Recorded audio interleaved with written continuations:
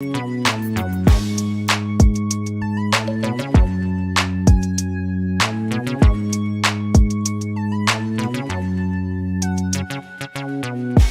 got nothing. Just kidding. I'm in. Are you in? Yeah, the key is to go to the channel. Just go to the channel. I don't even wait for the bell. Oh, look who the first one is in there. Hey, my beautiful wife. Hi, Chris. What's up, babe? Okay. What's good, cutie?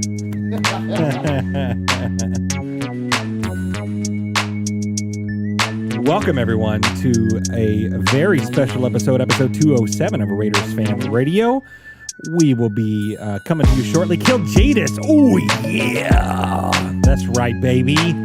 That's right. It's going to be a fun show tonight, boys and girls. It's going to be very good. We got a lot to talk about. We got some stuff to give away. Raider Flash, what's up, big baby?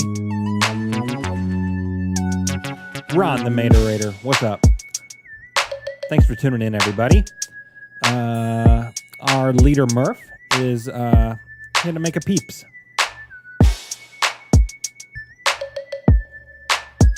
Ms. Molly Atticus be rocking. Lee B, what's good, fam? Thanks for joining us. You guys might win some stuff tonight. Spoiler alert, Michelle Sweat. What's up, girl? Are we live? Well, yeah, I'm just over here talking to all my friends. Oh, okay. Yeah. Tell your friends I said hi. Yeah. Yeah, so you guys could win some dope stuff tonight, and we're going to be talking about that. Does the kids say dope stuff? I don't know. That's what Swag Jeff says. That's dope. That's dope. What's up, chat room? What's up? All right. You ready to get this thing started? Let's do it, man. Hey, let's give away some stuff. Hashtag Summer of Swag. Oh, my gosh. It is truly the summer of swag. It really is. You know what? I started that hashtag. Yeah? And about like 6 different companies have started it since. Really? I started the trend. We do that around here once in a while. We'll start Every now trends. and then, man. Yeah. All right, here we go. Let's start episode number 207 of Raiders Fan Radio. Just press the damn button, nerd. Wait. All right.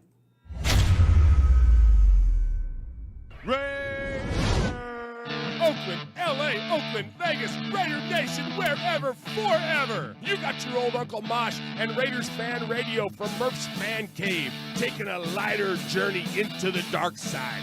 Sit back, put your feet up, pop a top, and enjoy the ride. Here we go! Look left, look right, a leaping pass, touchdown! We miss you, we love you, and we'll see you in the Hall of Fame. When you have great coaches, then after you have great coaches, you get great players, you have a great organization, and you tell them one thing, just win, baby. Way up the middle, intercepted Filipiano at the 50, high running down, Oakland football, and I think Oakland victory. The Oakland Raiders have scored on the most zany, unbelievable, absolutely impossible dream of a play. Well, I love this team. I think this team can win.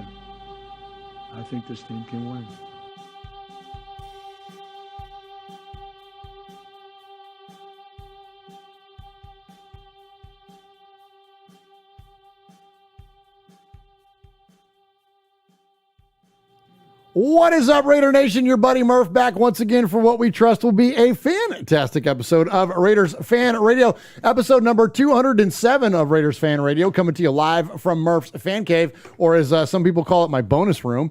Appreciate being back here in the Fan Cave. It's been a hot minute. I had some vacation time, spent some time on the West Coast. Going to talk about that here in just a minute. But, it's nice when I don't have to adorn a fan cave by myself. It's nice when my best friend in the whole freaking world is here to join me, the man that adorns the western annex of the Murph's Fan Cave desk, the one and only Swag Jeff. Yeah. Oh, wait, I got that. I know, we did that last week. Oh, yeah, I got to remember to play that from now on. Okay.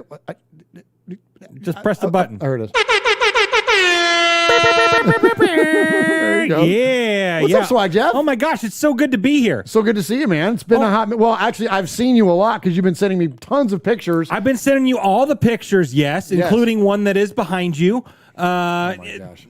So if you don't know, if you don't follow us on social media, or if you didn't catch the last show, Murf and the boys and his kids went to the West Coast last week, and so they got to, they drove by the Coliseum, and they got to go to Domenico's, and we'll talk about that. With the Giants game. And so he asked me because Vinny's got a fish. They don't have a dog. They don't have anything. The only living thing that was in the house was a fish. My dog passed in September. Yeah. And so we got Charlie the fish. You got Charlie the fish. The fish is named Charlie. Yeah. I didn't know that. You didn't know that? No, I've been feeding him. I didn't know his name was. It's Charlie. We didn't name him. Actually, he was a gift from Max. Max, my boo. Nice. Which you named after my daughter. Well, I'm sure that's what Max was thinking when she exactly when what she gifted Max us the was fish. thinking. Yes, Absolutely. So anyway, I'm fish sitting. You were fish sitting. I was fish sitting this week. Yes. And so naturally, before Murf and the boys came home, I had to print out pictures of myself and put them in frames all over the house. All over the house. Which is pretty damn funny, actually. Well, yeah, it was. So this same picture, and it's been in the bathrooms. It's there was one in the shower. There was we'll just say in the shower. It was right in there, man. Just watching over you, bro. Sitting there and just watching over you, dude. I'd forgotten it was there, and I hadn't taken it down, so I jumped in the shower, and then I looked down, and there's Swag Jeff's face. Yeah, man. that Absolutely. was an There's a little experience. swag in all of us. Yeah. Hey. Yeah. I don't need to know about your life. Well, yeah, absolutely, absolutely. But yeah, no, and you found 4 of the pictures, and there's one left. 4. There's one more. I'm curious There's to see one where it's more. at. I figured it's probably inside the door of the refrigerator or freezer, or there's something I haven't opened yet. I don't know. You'll It's- see. it's, the mysteries of Swag Jeff when I'm not here. Well, yeah. But thank you very much, by the way, for Yes. for attending to Casa de Murf over here as we were on and you the know road. what? And while you were gone, I spent the entire week that you were gone, and I decided to become the social media director of this show. Dude, you freaking clocked in, bro. I have absolutely. So as you know, 2 years ago I joined the show. Yes. And I was during the social media director. Yes. So I finally have come through. Yes, dude, you're Finally on fire with the social media. Oh my lately. gosh, I love it. I've never been a Twitter guy, and I'm twitting all over the place, man. Starting to embrace the Twitter, huh? I'm embracing the twit, man. Yeah, absolutely. Twitter's a funky place. It can be a very toxic place, but when used in a way that promotes good, it can be a very, very powerful tool. And Yes. thankfully, we've been able to utilize the Twitter and the Instagram and the Facebooks to promote these giveaways that we're doing. Yes. For the Bolitnikoff Foundation. Yeah, And so we'll talk let's- about that. So Absolutely. let's absolutely talk about that. So, but first up, before we get to that, and let's jump into, and also too, I want to say this. Uncle Mosh, thanks you for all of your kind well wishes. We hear you. We've heard the folks in the chat. I get messages on the regular about Uncle Mosh. Uncle Mosh is healthy. He's in good shape, and he looks forward to rejoining us hopefully soon this summer. And so, yes, Uncle Mark. Well, he is Uncle Mark to me, but Uncle Mosh is in good shape, and so he's good. So we'll look for him coming very, very soon back to Raiders Fan Radio. So yes, episode number 207 of Raiders Fan Radio coming to you live from the Fan Cave. Please do us a favor. If you like what we do around here, we don't ask you for much, but just give us a like, give us a subscribe, whatever you're. Just press the damn button, nerd. Wherever that podcast service is, you can search for Raiders Fan Radio now. We've got that fixed. Yes. So you don't have to search for Murph's Fan Cave, or you could search for Murph's Fan Cave too. But whatever your favorite podcast service is, even if you're a live show catcher or viewer, that you're the folks in the chat room, just to help us out, man, with that subscribe, because the more subscriptions we get, the more exposure we get, the more money we make, and the more money we make, the more money we give away to folks like the Bolitnikoffs, and we're going to talk about that here in a minute. So thank you to all of you. Hit the like button on the YouTube, hit the subscribe, ring the bell, smash the bell, do all that stuff the kids say to do. Whatever it is, just do that, please, to help support what we do here at Raiders Fan Radio. And thank you so much for those of you that do, and we hear you loud and clear, and we are overwhelmed at the amount of support that not only were you given in that fashion with the likes and subscribes and all that, but the monetary donations are going unbelievable. crazy. Jeff, talk a little bit about that. It's Or unbelievable. do you want to get contact info first, and then we'll jump into all that? No. You're skipping some stuff, but What am I skipping? Keep me in line, Swag. Just flip it to me and let me. Camera's on you, bro. Yeah, I'm gonna man. sit back. Just be like Dwayne Wade throwing it up for the LeBron James dunk. Absolutely. So Can we go with Stephen Clay instead, though? I don't care who you Please, go with. like- I'm not a big NBA Or guy. Draymond, like somebody else. I don't besides care who those you two. want. You can go Pippen and Jordan if you want. I don't care. Whatever. Let's keep it Warrior, though, okay? Okay, well, How about I'm Chris Mullen and I'm feeding you Mitch Richmond, like, inside. I'm just feeding you a nice little pass, and you're just going to freaking take a little 10-footer and drop Don't it know in. what that means, but yes. Run TMC, bro. Just think that. Okay, perfect. All right, go ahead. Perfect. I don't know So why I've called you bro like 16 times tonight. it's fine. I don't know why. I like it. I like when you call me bro. You do? I like when you call me bro. All right, bro. Yeah. Well, last week it Well, was I call you- dude. Last week it was dude. I We do. were talking dude, and I think it was because we hung out with the Bussin' with the Boys guys. We hung out with Taylor Lewan and the other host of that right. show. Yeah. And they're always guy about, with the yeah, teeth. dude. Yeah, with the new chompers. Yeah, absolutely. Yeah. So But now, and I've just come back from California, so now I'm broing it up like crazy. I love it. But my favorite though is homie. Like that's because you're my homie. Like and that when I text you, it's usually homie, and then you're usually broski. This Right. is way more information that anybody wants to know. Right. So please talk to So us speaking about. of speaking of Yes. bros, so shout out to my brother-in-law who helped us out. He helped us out. He was the third member of the big three or whatever we want to call it. He helped us out, and we've got a new logo. It's 2021. We're gonna vamp it up. We're refreshing. We got a new logo, man, and it's so badass and gnarly. It's legit. It's so good. And shout You out gonna show it? Absolutely, I will. If you give me a minute. If you give me just a minute, you set me up. Now just let me hit it. Let me hit it. So, and shout out to QB Jeff and to his wife Scarlett, who gave us this idea because that was not our logo, but it is now. It is now. It is now. So if you She did our logo better than we did our logo. If you flip to the swag cam, Look at here's that. our new logo. Look at it's that. beautiful. It's clean. And so, and it honors where we live in Middle Tennessee, and more than importantly, honors the Raiders. Yes. Absolutely. It's so awesome, and it doesn't have any letters or anything like that. No, it's perfect, and that's what we want. We want, when you see that double shield with the tri-star, you're going to think, oh, that's Raiders Fan Radio. Raiders Fan Radio, Yeah, man. Yeah, So, legit. and, Give me yeah. applause there for Absolutely. not only Absolutely. Scarlett, and then your brother-in-law. And my for- brother-in-law, Alex, Yes. thank you so much for helping out with that. I owe him beer and chicken wings. Deal. Yeah, so yeah, absolutely. And speaking of that logo, Speaking of that logo, you can find us in a multitude of ways, but why don't you buy our swag? Buy our swag. Buy our swag, man, because, I mean, and I will leave some for you. I will leave some for you because I'm going to buy it all. And I already told my wife, tomorrow's Friday, it's payday, and we're going to spend a majority of our paycheck on new swag. Because you come up with all these logos so you can make more stuff to buy.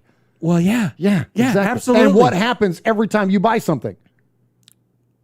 I mean, Well, besides you get rewarded with the swag, but the money goes to the Blitnikoff the money Foundation. goes to the Blitnikoff Foundation. We're going to talk about that after contact information. Yeah. But yes, Go absolutely. to RaidersFanRadio.com. Yes. Click on the gear link. Yes. There's a link for our Fanatics website. Yes. Our Fanatics link, which doesn't cost you anything extra. We just get a kickback from the Fanatics folks. Yes. Or you can click on the TeePublic link. And then when you go to TeePublic, anything that you buy at TeePublic, the portion of that money doesn't cost you anything extra. Gets kicked back to us. We take that money and we give it all to Blitnikoff. And you have rocked it out with a lot of these new designs, a lot of things that are on our Yes, website. absolutely. So please, Raider Nation, if you're looking. Yes. And look, if you just anyone- need a shirt, they're like $13. They're on sale today, $13 for a t-shirt. If you're a big boy, I think it's $14. But yeah, so if you got a pen, www.teepublic, T-E-E, like t-shirt, teepublic.com/stores/RFR-live-swag. Nobody wrote that down. I'm going to have a link for that. It's fine. We will post the link everywhere. It's all over the place. Yeah. And so not only do we have our new logo, we've got one of those awesome shirts. You know, like the Waylon and Johnny and Willie shirts. That, I love the one you did. Yes. We've got one that has all of us. It's Murf. It's Murf Mosh, and Mosh and Swag and QB Jeff and Capo. It's the best. It's the best. And Daniel Menges with a $19.99 donation. Hey. And we're going to tell you in just a minute, Daniel Menges, what that means for you. Daniel Menges, you because tonight, when you super chat, it means something a little bit special. And we're going to talk about that. But before we talk about any of that, don't show that yet. Teaser. Oh, okay. Okay. So, before we get to contact info, every episode, Swag Jeff takes a significant moment in Raider history and relates it back to the episode number. Why didn't I have that in the rundown? The 207. Shame on me, Jeff. I don't know what You're doing. I don't know what I'm you're out doing. of sorts, man. I haven't done this show in a hot minute. Thanks for holding it down. Yeah. No problem, man. I got you. You're I gonna got be Swag's you. fan cave tonight. I know, right? Absolutely. So every episode, and this episode is 207, and I'm going to double it up again tonight. Why not? Let's just double it up. Let's just fill you up with Raider stuff. Yes. And so we're going to take it back not too far to the year 2017. Okay. The 2017 season, we're going to be highlighting a player that when he wasn't sneaking shots of Hennessy out of his backpack, when he wasn't eating Skittles, when he wasn't dancing on the sideline at the Oakland Coliseum, he was putting in work, bro. Let's go, Marshawn. He was putting in work. That's right. We're talking about beast mode. Number 24, Yes. Marshawn Lynch. Absolutely. So in 2017, Marshawn Lynch ran for 891 yards and 7 touchdowns. Yes. He ran the ball 207 times. Hey. Yeah. Absolutely. Nice. Absolutely. So, and if you didn't like that, which I don't know why you wouldn't. Why wouldn't you like Why that? wouldn't you like that? I know that Company Co., who says go Browns, Raiders suck, he probably doesn't like that, but what do you like? Because you're a Browns fan. And there's no Browns podcast. There's no Browns fan radio. Absolutely not. Thank you for joining us on Raiders Fan Thank you, Radio. company. It's company. We'll even shout them out. Yeah, absolutely. In our chat, a and Browns half AKC's in there. I love it. Oh my gosh, I love it that we're getting other love teams' fans now populating our Yeah, chat. why All not? right. Why not? All right. Absolutely. So, but if you didn't like any of that with Marshawn Lynch, you're going to love this one. It's a career stat. Okay. It's Love a career it. Let's stat. do We're it. going to be talking about Raider legend and Hall of Famer Ray Guy. Oh, nice. Absolutely. Let's go. And this one's short and sweet and to the point. Okay. He played 207 games in silver and black. Oh, you did too. Yeah. Way to go, Swag Jeff. Yeah, absolutely. Nicely Respect done. to Ray Guy, number 8. Number the second best number 8 that ever played for the Raiders. Easy. Easy. All right, let's hit some contact info. All right, boys and girls, pay attention. You got your old Uncle Mosh here with an update. That's right. I got some stuff for you. Take out a piece of paper, a pencil, a pen. Heck, use your pocket knife and carve the info into your dashboard as you're driving down the highway. First off, you need to like us on our fan page on Facebook. That's right. Go to Facebook at Raiders Fan Radio Podcast. Don't forget about the Twitter. You know your old Uncle Mosh, he twits now. That's right. Go to at Raiders Fan Radio. Also, don't forget the Instagram at Raiders Fan Radio. Or what about our website? That's right, RaidersFanRadio.com. Heck, if you want to,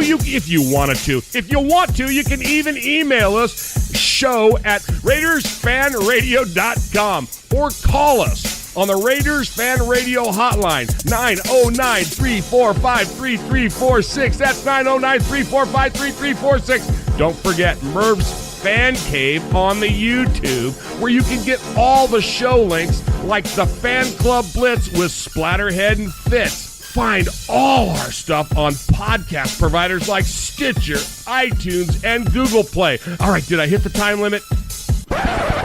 Good. All right, so we got Dell Jr., Hefe KC, Aaron the Q-Dog Raider, Raider Critique, Chindo Ramirez, Company Co's in there, Lee B's in there, Daniel Menges is in there with the $19.99 donation, and Raider Flash is in there. So we're going to talk about that donation, and we're going to talk about what that means tonight, Murph. Yes, we got a lot going on with donations tonight. A lot to give away. Absolutely. So as you know, this summer is the hashtag Summer of Swag. Hashtag Summer of Swag, and we're going to cheer that because it's going to be a fun-filled summer full of giveaways for anyone that donates to the One Nation Foundation. So first, I want to talk about the football. Talk about the I want to football. talk about the biggie. football. This is the biggie. This is the big one that we're donating to the One Nation Foundation. So in my hands, I have an official football, the Duke football, signed by Fred Biletnikoff himself, and also with the Hall of Fame 88 the Hall of Fame with the inscription on there. 88 inscription.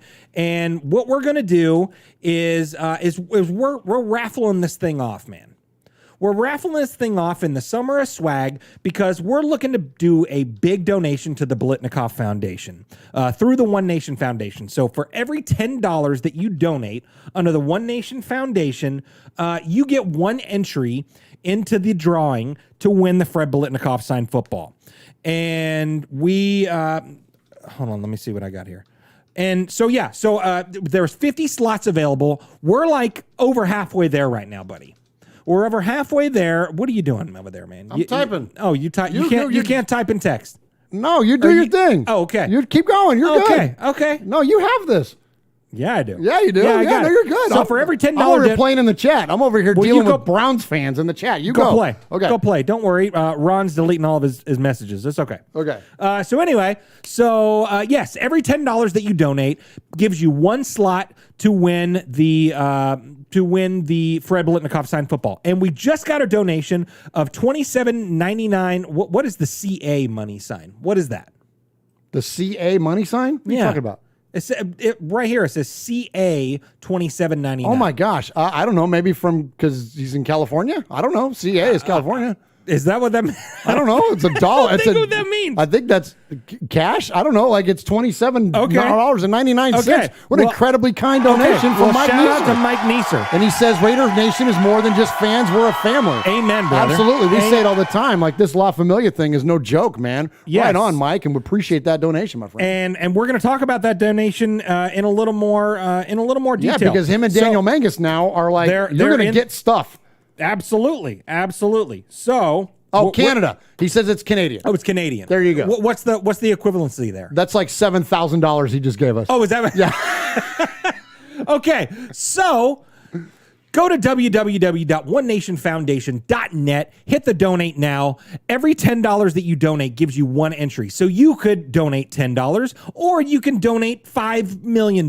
Yes, and you like the Canadian guy just did. And you would guarantee you would win this football. Yes. So, but in the Summer of Swag, we're not just going to stop with one item. We're not going to stop with one item. And so we are doing something fun on this show. We're bringing the Summer of Swag to Raiders Fan Radio, and we're going to be giving away something live on the air tonight.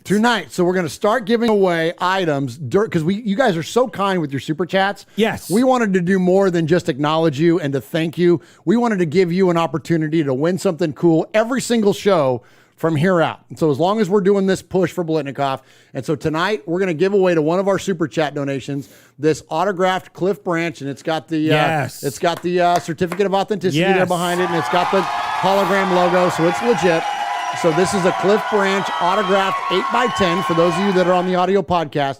So for every $5 that you donate in the super chat, so right now Daniel's got 4 entries, and our friend Mike Neeser now he has 4 as well because five 25 by 5. Well, he actually said that that money equivalates to $20 US. Okay, there you go. So each of them got 4. So Swag Jeff is going to write down everybody that donates tonight is going to get a number. Yes, and you're going to get a poker chip. So you've got this right here. So right now, there are 2 donations, Matthew Mangus and Mike Neeser. They both have 4 entries. So what we have poker chips. So this poker chip has a number 1 on it. So this poker chip belongs to Daniel Mangus. And right now, he has 4 of these in a hat. There you go. So number 2, Mike Neeser, he's got 4 of these in the hat. And Mosh's hat. Absolutely. He's big, not giant, here, but giant hat. The biggest hat that I've ever seen. Absolutely. So right now there's 8 entrants to win the Cliff Branch signed picture. There you go. That's it. It's amazing. We're going to give it away tonight. So whoever wins this tonight, we're going to draw the poker chip, and then you just shoot me your address via email at show@raidersfanradio.com. And here comes Tider Raider. Tider Raider's got 1 entry, $4.99 donation. So he is now the poker chip number 3. And so, yeah, so if go. you want this and also want to give to an amazing cause through the One Nation Foundation, which will in turn be a part of the huge check that is going to the Bolitnikoff Foundation this October, you're going, Max is going, Swag Jeff's going, Swag Wife is going, Raider Cody might show up, Jeff from Domenico's might show up. Maybe even Sonny, because Sonny might be there. Yeah, man. So we're all going to be there, and we're going to present a check on your behalf, Raider Nation. And so if you want that and want to donate to a good cause, why wouldn't you do this? Why wouldn't you do It's that? an amazing. Lee B, a $5 donation. Thank you, Lee you B. so much to Excellent. Tiger Raider and Lee B. You guys are now in the hat. Absolutely. So if you want this, I mean, this thing, I mean, you can throw in $20. It's going to cost less than what you would pay online for this thing, and you could get a swag, man. Absolutely. Who wouldn't want that? We'll send it to you. I'll just ship it to you for free, even if you're overseas. So stick around to the end of the show, find out who the winner is, and at the end, email us at show@RaidersFanRadio.com with your address, and we will send you. We will send it to you. Absolutely. Thank you, Swag Jeff. Great job this week, man. I appreciate you holding it down for us on the socials, and appreciate, of course, all the wonderful donations from everybody out there. Appreciate you supporting us and allowing us to support the Bolitnikoff Foundation. We are up to $2,200 in terms of our donation, and we're barreling towards $3,000. That's our goal now. We started off with a goal of $2,000. Then we thought, well, heck, 25 is going to be easy. Now we're going to shoot for $3,000, and we're going to present that to the Bolitnikoffs on your behalf, the Raiders Fan Radio listeners. And so thank you all so very, very much for your donations. Yes. Swag Jeff, take us to break, and then let's come back and do some respect. Hey, Raider Nation, I just want to say hello. This is Pastor Mondo of NationMinistry.net. You're listening to Raider Fan Radio with Uncle Mosh and my brother, Murf. Just win, baby.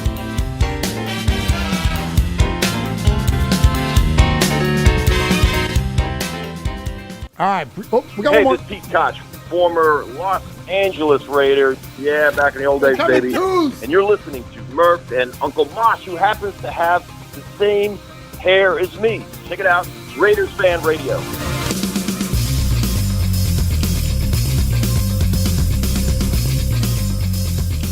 Okay, now I go now? You go? You go. I go. Yeah, you go. Thank you again for joining us tonight in the chat room. For those of you that are on the YouTubes, or even if you're on the Facebooks, I appreciate Raider Flash is in there, Raider Critique, Michelle Sweat, Killed Jadis 907, Jeff Murphy. What's up, Jeff? What's up, QB Jeff? Lee B is in there. Hefe Casey. You know what? I got to give Hefe Casey props because he's an opposing team's fan, the most hated team that we have as Raider fans, but yet he keeps himself in check in the chat and is actually kind of a fun guest to have in there. Yeah. Where Browns fan got himself ran in like 4 posts. Absolutely. So, thanks, Browns fan. You got something to be proud of by bombing a freaking Raiders fan chat. Yeah. What a dopey thing to do. Yeah. So Hefe KC, remember last week? Wait, hold on. Do it. Jeff's kiss. Yes, the Jeff kiss. Big Ass Raiders in there. BL is in there. Raider Flash. Ron the Maid Raider, of course, holding it down in there. And we appreciate you all very, very much. And respect to Aaron the Q-Dog Raider. Just gave a $4.99 donation, says, I don't want to be eligible to win. Just giving it. Oh, good luck, Nation. Man. Thank you, Yeah. Aaron. Thank you. That's why he's our capo. That's why he's the capo. That's why he's the capo, man. Absolutely. Very kind of you. Thank you, Aaron. We appreciate that. All right, so speaking of our buddy Jeff Murphy in the chat, so we got to know Jeff because he is not only an Alameda high school quarterback legend, and went on to play at our local school here at MTSU. But Jeff opened up this phenomenal deli right here in our little town of Murfreesboro, Tennessee, right down the road, and it's this amazing Italian deli, and it was opened as a complimentary sister location to the original Domenico's Deli that exists in Alameda, and has been in Alameda for I don't know how many years. It's like 70 years or something. It's been there for 1,000,000 years. And so anyway, so here at the top of the respect segment, I want to give respect to not only Jeff, because we've become good friends with Jeff, but also his family. We went out while I was on the road last week with my boys. We went out to the West Coast, and we went out there to go see a bunch of family. And while we were in town, we swung through Alameda and had lunch with Jeff's family there, with the Murphys, with Ann, his mom, who's the sweetest woman ever. his brother Mike and his brother James were there working at the deli, plus another, the rest of their crew of folks. Could not have been more kind. Could not have been more welcoming. I was telling her, it was like, I felt like I was Sinatra walking into the Copa, because like you go walking in there, like they hadn't had dine-in guests in like 15 months or whatever because of the pandemic. Absolutely. It's been forever. And so we're in there. It's me and my boys and Ty the Raider and Trinidad, and much respect to them as well for coming out and joining up with us for lunch. But yeah, so they're like, you want to sit down? And we're like, yeah. So they pulled out a table. It was the only table in the place. And then the four of us, so me and Ty and my boys sat there and had a great lunch. And then Trinidad came a little bit after that, but just treated us so kind. It felt like family. It felt like I've known. Look, I'm a Murphy too, and we're Italian Murphys, but it felt like I knew these Italian Murphys my whole life. And so thank you to obviously to Ann and both the brothers, and thank you to the Domenico's crew. So very, very kind. And if you're in the Bay Area, and we know we have a lot of folks in the Bay Area still that listen to this show, go to Alameda, go to Domenico's in Alameda. Man, amazing food. Yes. Like that's to say the least. Like the environment is phenomenal. The food is like to die for. It's incredible. You like Italian deli food, it's so incredible. good. And it's funny. So there's like pictures of all kinds of Raider stuff in there, all over the place. There's places decked out in Raiders swag, but then there's like Jeff Murphy stuff. There's like a picture of like him and Logan Kilgore like battling out for their quarterback position, like front of the paper and stuff and all that. And then of course a bunch of stuff. The sister Michelle, who was Raiderette of the Year 2014, who has joined us here a couple weeks ago. Yeah, bunch of stuff about Michelle in there. So it's a cool place for a Raider fan to go into. Like definitely go check it out. Go support the folks at Alameda Domenico's. And if you're in Middle Tennessee, go to the one here. Go absolutely and meet up and with let us know when you go, because we'll be there. Because we'll be there. We'll meet you.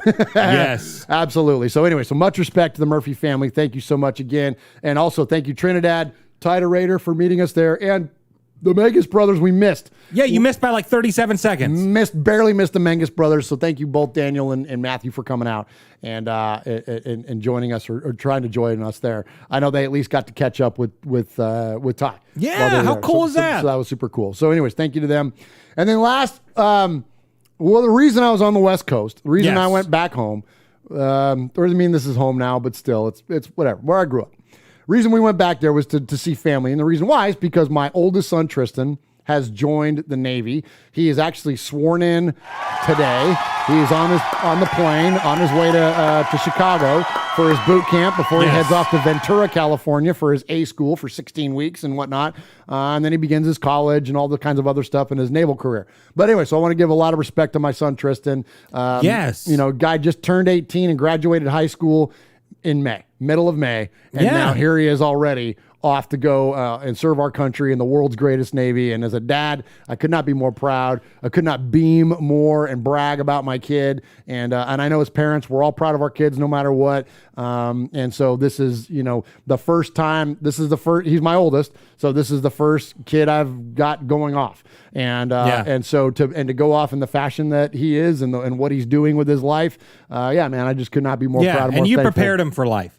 You really did. I give props to you, not just because you're my best bro, but yeah, he's a great kid, man. He really, he's not a kid anymore. He's a man. He's a man. He's a man. So much respect to Tristan. We love you. We're obviously gonna miss you, but we salute you and respect you for everything that you are going to do. Absolutely. Yes, absolutely. Absolutely. All right, I love you, son, and we're all so proud of you, like Jeff said. All right, let's hit a break there, and then let's jump into. Hey, I know. Let's do this on a Raider show. Oh, let's talk about them. Let's talk about the Raiders. Let's do some 4-minute drill swag.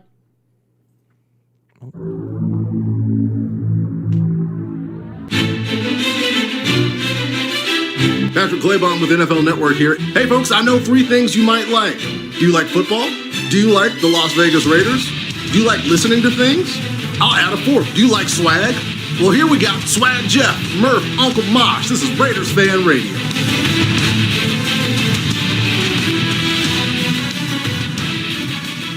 All right. right. So thank you to everyone who's joined us in the chat. We got Lee B, Raider Flash, Aaron the Q-Dog Raider, Ron the Mater Raider, Chevy Silver Raider, Kill Jadis. Who else we got in there? Obviously, Hefe KC is in there. Foxy Scorpio's in there. QB Jeff is in there. Chindo Ramirez is in there. Chevy Silver Raider's in there. Who else we got in there? Matthew Mangus is in there. What's up, Matthew? Good to see you, buddy. So if you tune in late, like Matthew Mangus did, why the hell did you do that? You know we start at 6, bro. You know we start at 6. But if you missed out, there's 2 ways that you can win some swag. So you can go to www. How many W's? There you go. That's exactly what I just sounded like. Go to www.onenationfoundation.net. Every $10 that you donate, you will get this amazing football signed by Fred Biletnikoff, Hall of Fame 1988. And also, we're giving away the picture on the show. Tonight. Now, at the end of this show, by you're the going to end win of this show, someone will have this. And so what you need to do, every $5 donation in the super chat will give you 1 poker chip into the hat, into Uncle Mosh's hat, to win this prize. So Daniel or Matthew Mangus, if you joined late and want that Cliff Branch picture, you know what to do, bro. You know what to do. Super chat it. And yes, absolutely. But Murph. Yeah, Jeff. Whew. Let's talk about the Raiders, bro. Let's talk about the Raiders, man. So we do this thing around here. We used to do it a lot, and we haven't done it in a hot minute because we started doing another show called the Raiders Fan Radio Rundown, where we would just do all of our news shows, so we didn't have to feel like we had to cram them all into these episodes, these weekly episodes of Raiders Fan Radio. So we kind of moved away from this segment, but now that we're in we're in the summertime, the stories. The summer of swag. The summer of swag, thank you. Way to keep it on brand. And so we have decided to reintroduce this segment. This is the news segment, and we call it the 4-minute drill. So what this means is that we're going to do 5 stories in 4 minutes, and we're going to count ourselves. We're going to time ourselves to make sure that we get it all in. So 4 minutes, 5 stories. And let's go ahead and let me see. I even got an intro for this thing. I'd forgotten, Jeff, that we even have an intro. We're not posing for football cards now, offense. We're not posing for football cards. Let's play with some speed. Plays on this script of the plays that are coming. Here's the answers to the tests now. Huddle up, huddle up, huddle up. All right, so there's the intro. So the 4-minute drill. 5 stories, 4 minutes. You ready, Swag Jeff? I am more ready than I've ever been in my life. At a time when many NFL teams are struggling to convince their personnel to get vaccinated, the Raiders appear to be head of the pack. The Raiders' entire coaching staff has been vaccinated, and the number of players vaccinated might be the best in the league, according to the Las Vegas Journal. During the 2020 regular season, the Raiders found themselves in hot water with the league office for multiple violations of the COVID rules. Both the team and head coach John Gruden faced stiff fines, but this year, with vaccines for the primary focus, the Raiders are getting the job done. There may be competitive advantages for teams that get 85% of their players vaccinated, as the NFL is considering relaxing certain restrictions on team gatherings for the teams that hit 85% threshold. The report about the Raiders doesn't give a specific number of players who have been vaccinated, but the Raiders lead the league. They'd have at least 65 players vaccinated, which is 72% of the offseason roster. Jeff, we're winning COVID. The COVID-19 vaccine is safe and effective, and every player should get it, but many players have refused. All right, so Allegiant Stadium, our home of the Las Vegas Raiders, had no fans in 2020. This year, just 1 week after the venue hosts its first NFL preseason game with spectators in attendance, Allegiant Stadium will bring the WWE. That's right, the WWE has announced that SummerSlam will be held on Saturday, August 21st at Allegiant Stadium. It will be the first time the event has ever been held in an NFL stadium, which is interesting. Coming out of the pandemic, it was important for us to have a big event like SummerSlam in Las Vegas, said the WWE president. We expect to deliver a great night of sports entertainment for the people of the city and a boost in foot traffic because of people like you and me, Murf, who go to the casinos. So they're thrilled to host SummerSlam. Folks like Roman Reigns, Seth Rollins, maybe even John Cena. Some folks like that will be there. It's SummerSlam, so anyone could be there. Yes. We might have a Stone Cold Steve Austin sighting, The Rock signing, but either way, it's WrestleMania, or it's SummerSlam in Las Vegas. Murph, go. In the 24 hours since Carl Nassib became the first active NFL player to come out as gay, the Las Vegas Raiders defensive end's jersey has been the top-selling item across the league. Nassib 28 made the announcement on Monday in a video posted to Instagram from his house in Westchester, Pennsylvania, and the video says, I just want to take a quick moment to say that I'm gay. I've been meaning to do this for a while now, but I finally feel comfortable enough to get it off my chest. I really have the best life. I've got the best family, the best friends, a job, and a guy could ask for. I'm a pretty private person, so I hope you guys know that I'm not doing this for attention. I just think that representation and visibility are so important. Fanatics, the NFL's official e-commerce partner, said Nassib had the top-selling jersey Monday. As part of this announcement, Nassib pledged $100,000 to the Trevor Project, an organization that provides crisis and suicide prevention services to the LGBTQ plus community. All right, so our newest D lineman, Murph, Yannick Ngakoue, has been busy getting freaking swole, bro. Oh my gosh! Turn the camera to me right here. We're gonna see the guy. Oh my gosh, he's jacked. He's ready. Him and Max Crosby gonna be the best D lineman pair all season long. It's the best. He's been busy being away from OTAs. He was listed at 246 for the Ravens last year. Looks a little more stout to me and a little more buff. Murph, take us home. 258, dude. He put on 12 pounds of muscle. I like it. I like it. I put 12 pounds on last week, but it was because of McDonald's. Murph, go. Me too, because of Domenico's. Oh, nice. My gosh. I ate everything. I gotta do my story. It's 4 minutes, bro. Go. Okay. Hey, all right, you ready for this, Raider Nation? Who said this?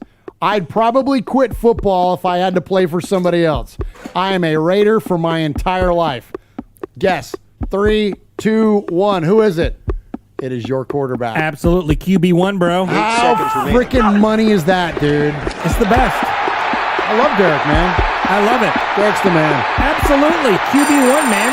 And hashtag sleep season. And they'll run out of time. And it costs. Well, it's a rookie mistake. But right here, he's got to go down. We made it, Jeff. All right, now that was 4 minutes of Raider talk. Let's do something else now. Let's give more stuff away. Oh, my gosh. So while we were in the 4-minute drill, okay, we had, let's see, Richard Ocampo, who donated $10. Oh, so he has 2 donations, right on, and Matthew Mangus, he had donated for 1 donation, but said, you know what, let's double that up. So he gave another $4.99 donation. Thank you. So right now we have 7 people in the running for the Cliff Branch signed photo with the COA. Daniel Mangus has 4 entries. Mike Neeser has 4 entries. Tyler Rader has 1 entry. Lee B has 1 entry. Kill Jadis has 1 entry. Matthew Mangus has 2 entries, and Richard Ocampo has 2 entries as well. So if you want to get in the mix, you know what to do. Super chat that. Every $5 donation gives you 1 of these poker chips. I feel like we're doing like all the old school telethons used to be on like PBS and stuff. Absolutely. Like, look, and I feel like I'm like showing, like, as you're saying, like all the different things. I'm like showing the COA and all that stuff. It's too funny, man. I love it. Anyways, so thank you, Raider Nation. Appreciate all the continued support. And so look, that was the 4-minute drill, but we've got a lot of Raiders to get to tonight. We're going to kind of save our comments around Nassib, which was obviously the big story. Probably, respect. Yeah. Much respect, dude. I didn't have him in the respect segment for a reason. Not because we weren't going to respect him in this segment, but like we're going to do the whole back half of the show when we get into the to the Sea of Fans mailbag. We have some amazing commentary from some made men around here, around that scenario and what's gone on with Carl. And so we're going to kind of hold our comments to them till then. But yes, much respect, obviously. And, man, love God and love others above all else, man. It's 100%. You know what I mean? And so 100%. we're going to get to that. All right. So let's hit another break. And then we've got a really cool segment to get to about the Raiders all-time team. Okay. That this is our buddy Hondo Carpenter and Tom Lamar have come up with another absolute home run article. Again, man. Yeah, they really did, man. And so let's talk about that. But Swag Jeff, before we do that, before we go to break, Michelle Sweat, a $20 donation to the One Nation Foundation. Absolutely. So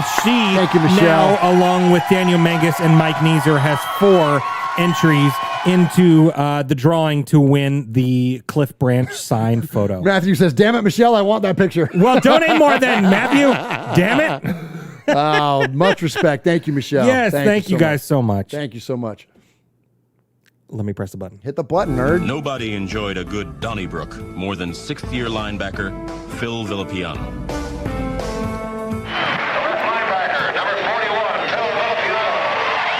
This is Phil Villapiano, and you're listening to Raiders Fan Radio. All right, appreciate you, Raider Nation. Appreciate you checking in with us tonight. And, man, it's funny, here we are in the middle of the offseason, the offiest of the offseason, as I call it. And there's so much Raider stuff to talk about. And one of the big reasons for that is our not our friend. I'd like to call him our friend. I haven't met him yet, but we would like to get to know Hondo Carpenter and Tom Lamar, who are contributors at Raider Maven, which is a Sports Illustrated website. And these guys have just been crushing it in terms of content. You've heard us talk about the all-time great Raider QBs in a handful of the other articles they've written.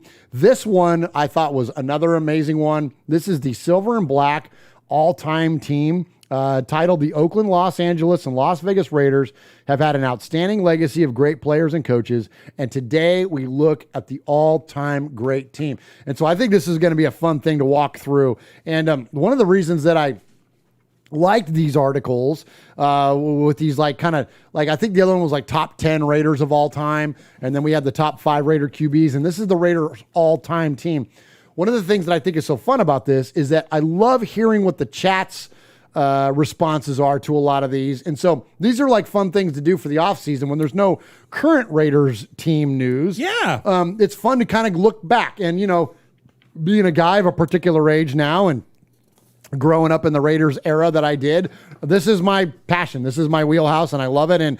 And Swag Jeff, although you are a newer Raider fan and a younger guy, you have like a really big affinity for like the history of the team. The mystique of the Raiders, man. Yeah, I mean, obviously you and Uncle Mosh jumped me into the nation a couple years ago, but yeah, I mean, I stick around for the mystique, man. It's the Raiders, man, and I love it. And some of my favorite players I wasn't even alive to see. Yeah, but you've met them. But I've met all of them. Yeah, I've met all of them. Tom Flores, Art Shell, all those guys. And I mean, I've met all those people. And I've obviously been all over the YouTube looking at highlight videos and stuff like that. And I mean, I'm with you, man. Stabler's my favorite Raider quarterback ever. He's so much fun to watch, dude. It's so fun. And and watching like Black Sunday with you for the first time, like showing that to you, it was like, dude, I had chills. It's so good. I had chills. It was the best, man. It's the best. So all right, so let's go ahead and go over this list. So he starts. So I want to hear we want to hear your answers. Okay. So think about. So it starts off with offense. So start throwing the names out there, chat room. We want to know wide receiver, tight end, tackle, guard, center, quarterback, running back, halfback, fullback, all that stuff. Okay. So let's start off here. So this is actually kind of cool. The first name on here. Of course. So tell them, Swag Jeff. So they're starting with wide receiver. And who's the first name on the freaking list? Absolutely. I mean, there's a ton of wide receiver greats. We could talk about all kinds of people, that have donned the silver and black, catching footballs, from Ken Stabler, well, he threw them, but yeah.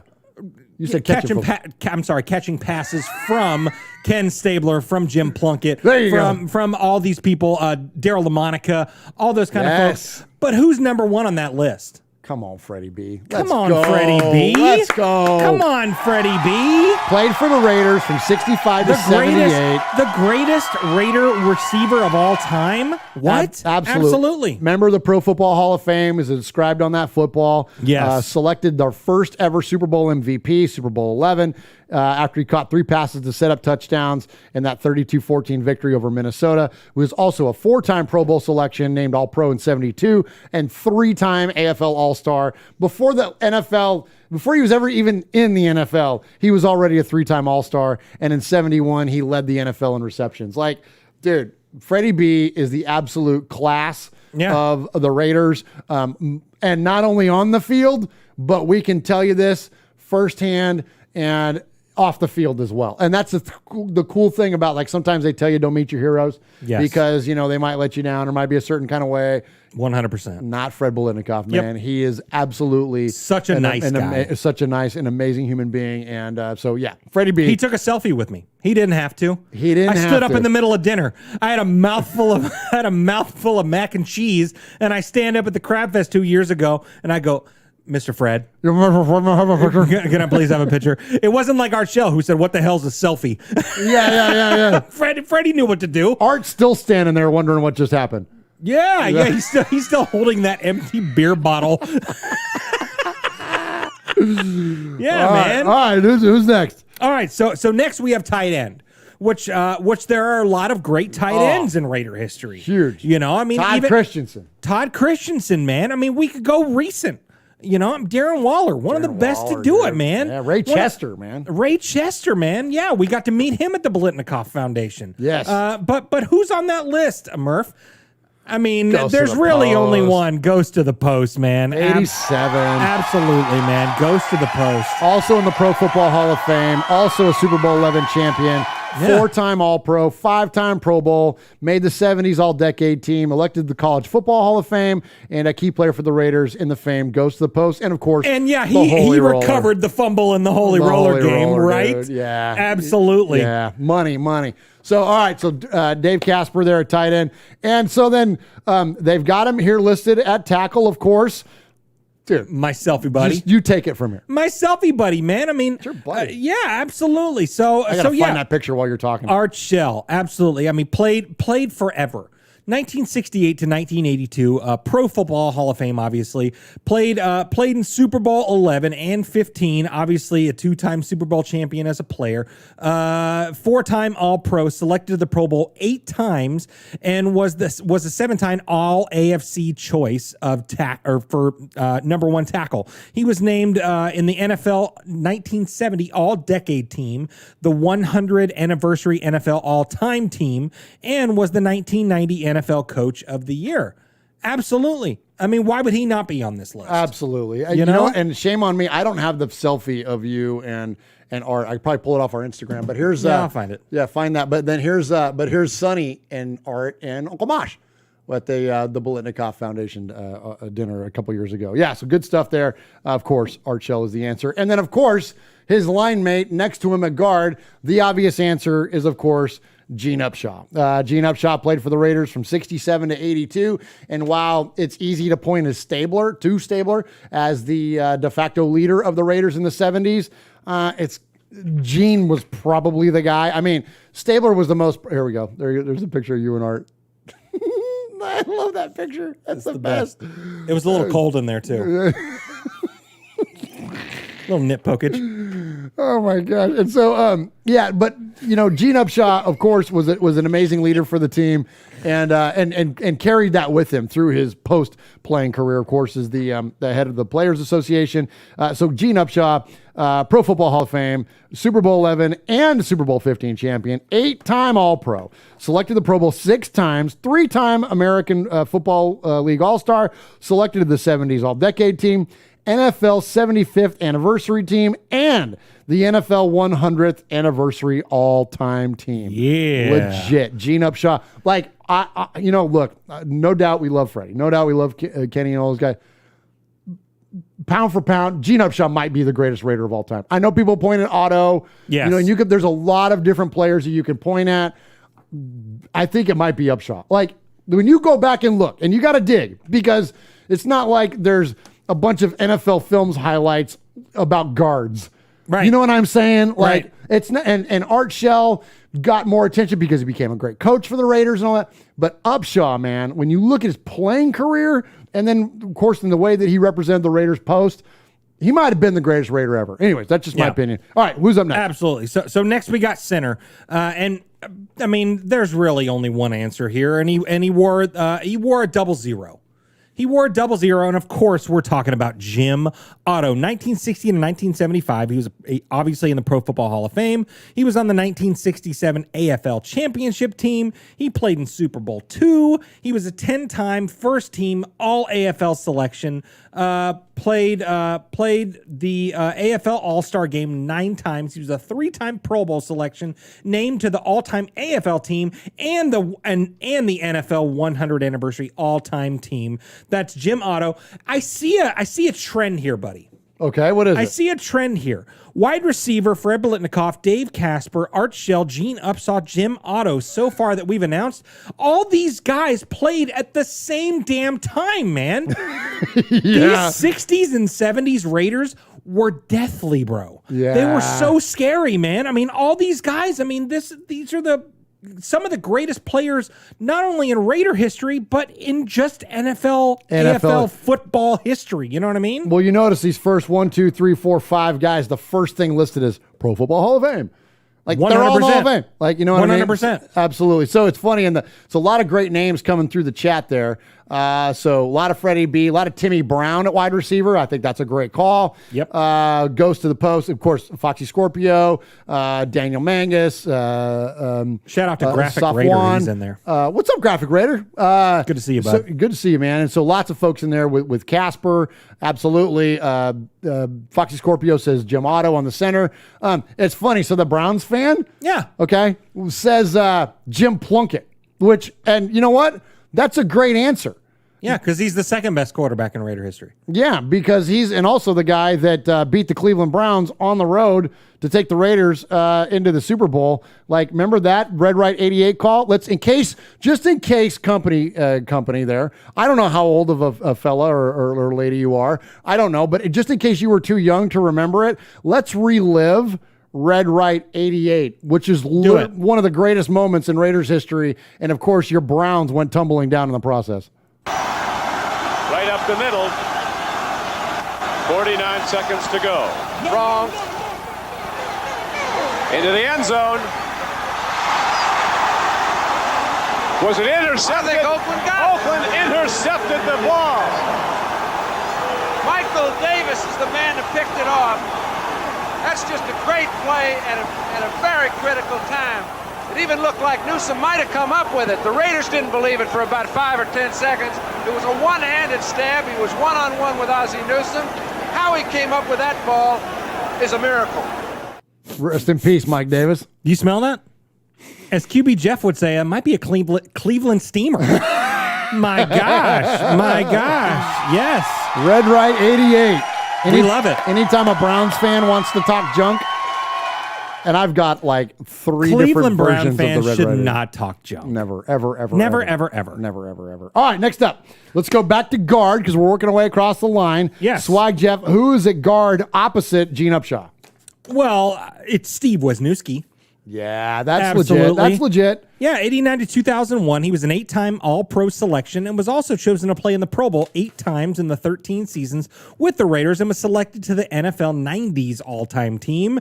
He was a 2-time All-American at Penn State and later was the Raiders' assistant line coach in 2011. Awesome. Absolutely. Good stuff there. Good stuff. Yes. And you know, Wisniewski, man, like an absolute legend during the time in which he played. And I think that's a great, let me say this. I don't disagree with any of these choices. Mm-mm. There's only one that I might budge on. And it's coming up. But before we get to that, let's finish off the offensive line. Tackle, they've got Bob Brown, who played for the Raiders from 71 to 73. Pro Football Hall of Fame. There we go. 9-time All-Pro, Pro Bowl 6 times, made the NFL 60s All-Decade team, 3-time NFL Lineman of the Year. When he joined the Raiders, he gave the silver and black 4 future Hall of Fame members on the O-line at the same time, along with Otto, Shell, and Upshaw. That is absolutely legit. All right, the best. Swag Jeff, who's next? So next we have another wide receiver. All right, chat room, here you go. Who's your other wide receiver to complement Freddie B? Is this the one that you might budge on or no? Yeah, I budge. Okay. I budge. Okay, because this list... But I get it. I'm partial because I'm old.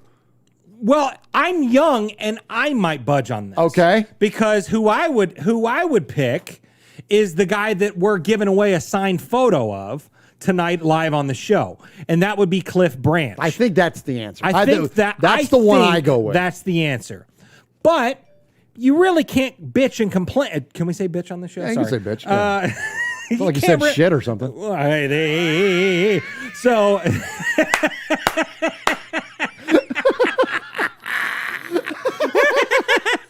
anyway, so it's not, I mean, you really can't complain about a guy like number 81, Mr. Raider, Tim Brown. You can't complain about that. That's what I'm saying. It's not a complaint. It's not even a disagreement. But if I were to budge, like, I got a warmer place in my heart for Cliffy than I do Tim. But I think it's because I grew up watching Speed Kills. You know what I mean? That's why.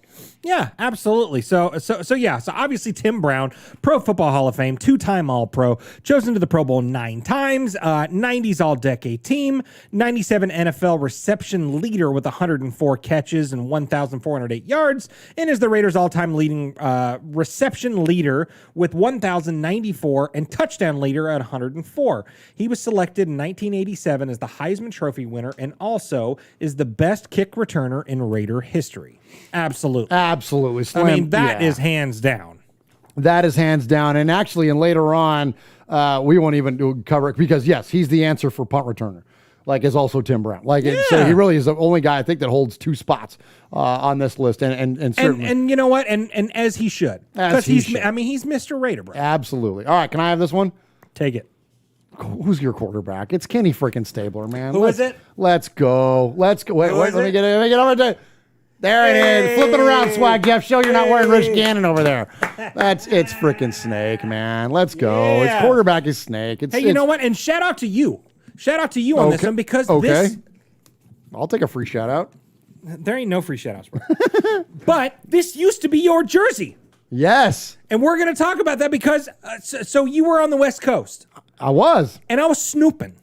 You're going through my stuff. I was snooping not only in Murph's fan cave, but Murph's fan closet and Murph's fan bathroom and Murph's fan everything else. And so I tried this jersey and I'm like, bro, this fits me like a damn glove. It fits you way better than it does me. Yeah. So I was like, so what were you doing with this? You're a skinny guy now. You're not a fat guy like I me. can't fit it anymore. Yeah. So he was like, so Murph says it's a sentimental jersey. It's the first jersey I ever bought with my own money as a Raider fan. Yes. And he 20 years ago. Yeah. So or he said, close, whatever it was. So he said, hey, make a donation to the foundation and the jersey is yours. And so here you are. So now it's sentimental. It doesn't fit you anymore, but guess what? You get to see your best friend wear it. Oh, there we go. Yeah. Hey, I'll take it. And representing the Snake, bro. The greatest Raiders quarterback of all time.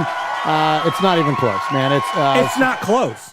No, thankfully, Kenny Stabler's now in the Pro Football Hall of Fame. He is Super Bowl 11 champion. NFL. This is what people forget so much. 1974 NFL most valuable player. Like twice we've added quarterbacks be MVPs, and once it was Rich Gannon in 2002 and Kenny in 1974. Yep. Offensive Player of the Year, Pro Bowl or All Pro twice, 4-time Pro Bowl selection, 70s All Decade Team. His record as a Raider, 69-26-1 as a starter, that plus works. 7-4 in the postseason. He passed for almost 20,000 yards and 150 touchdowns with the Raiders in an era where they only played 14 games and they really didn't throw the ball a lot because Mark Van Eegen and Pete Banaszak and everybody else running the football. So the idea that Kenny was as good of a performer and prolific of a performer as he was in that era, and look, I can have an opinion as a fan, but when you consider the opinion of one of the all-time greatest coaches in the history of the Raiders, one John Madden, if he had to pick one guy to throw a pass to win a game, out of all the players he's ever watched in his entire history, and we know his love affair with Aikman and with Favre and all those guys. Kenny freaking Stabler is his choice. So that's all I need to know. Kenny is the man. Kenny's your greatest quarterback for the Raiders of all time. Yep. Absolutely. So next we move down to the halfback position, running back, and this might also be one that some people could say, well, I don't necessarily agree with this, whatever, but it's got to be the hero. It's got to be the hero from Black Sunday, bro. Yeah, man. It's got to be the hero, number 32. It's Marcus Allen. Marcus Allen. Absolutely. Another Pro Football Hall of Famer, named obviously Super Bowl 18's MVP with the Black Sunday performance, 3-time All-Pro, 6-time Pro Bowl selection, 1985 Most Valuable Player and Offensive Player of the Year, 1982 NFL Rookie of the Year, 1983 NFL Comeback Player of the Year. He's on the Raiders' all-time lead. He's the all-time leading rusher with 8,545 yards and was the 1981 Heisman Trophy winner. I mean, that's all just his Raider career. Yeah. We're not counting that crap he did with the Chiefs. He did this in 10 years or I guess 11 years with the Raiders. That's a long career as a running back. It's a long career. Especially compared to today's standards, if your name's not Frank Gore, that's a long-ass career as a running back. And he accomplished all that with the Raiders. and then went on to play for that other team that guy Hefe likes.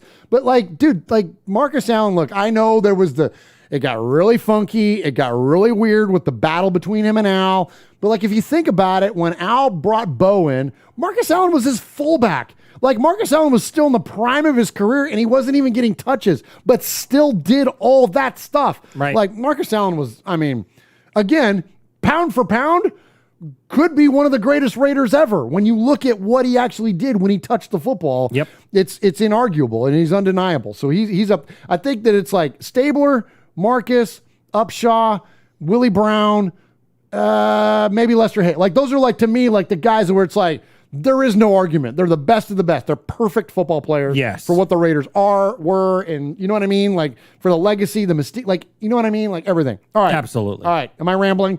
No, you're good. No, you're good. All right. Next up, it's not Pete Banaszak at fullback because Pete, as we famously know, if you needed a yard, what, Jeff? He'd get you a yard. Yeah, and if you needed 3 yards, Banaszak would what? He'd get you a yard. He'd get you a yard. So that's probably why he's not on this list.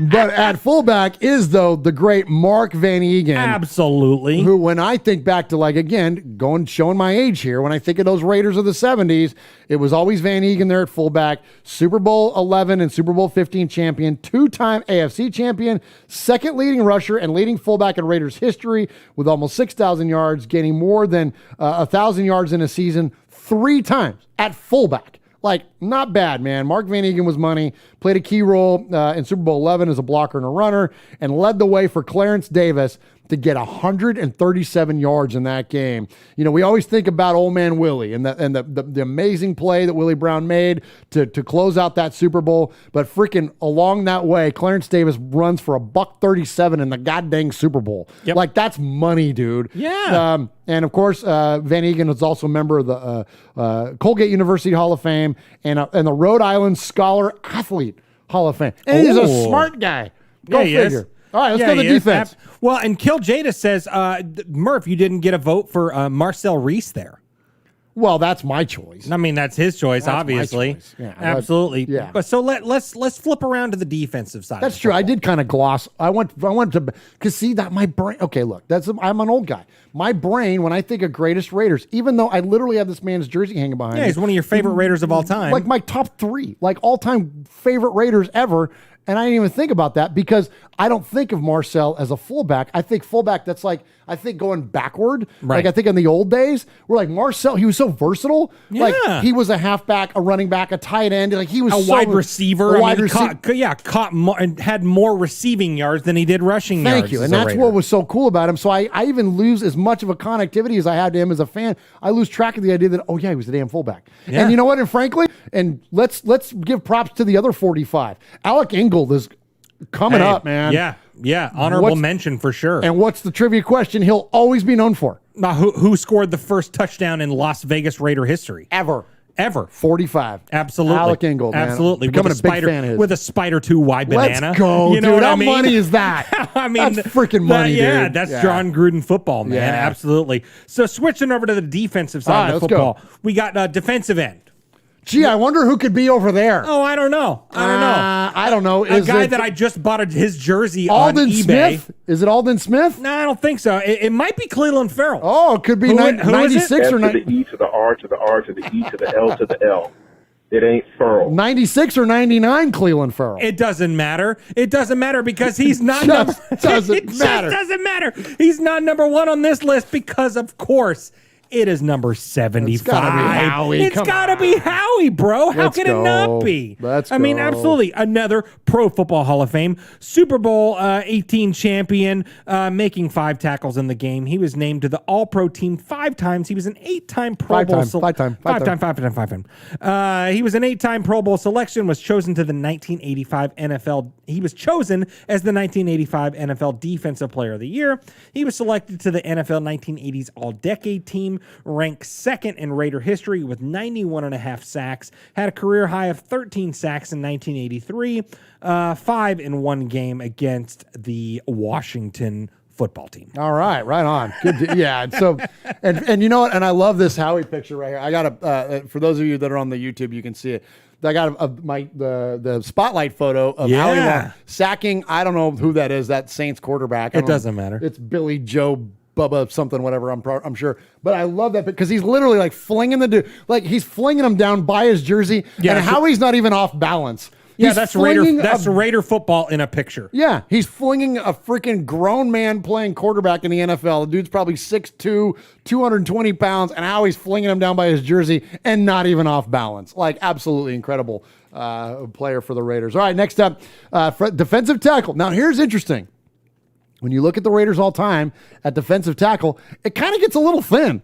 Like Richard Seymour and Tommy Kelly aren't showing up on this list. Right. And there's one name in there that I wasn't familiar with. And I always love that too. When I get turned on to a new player that I wasn't familiar, maybe during an era that was even older than my old. Yes. And so, but before we get to him, let's flip it. I'll take the old guy. You take the younger guy. I'm going to go with defensive tackle Tom Keating. New name to me. Okay. Tom Keating played for the Raiders from 66 to 72. Now, I often talk about Warren Wells and the Mad Bomber Darryl LaMonica and how undersold they were for what they did in the AFL back in the day.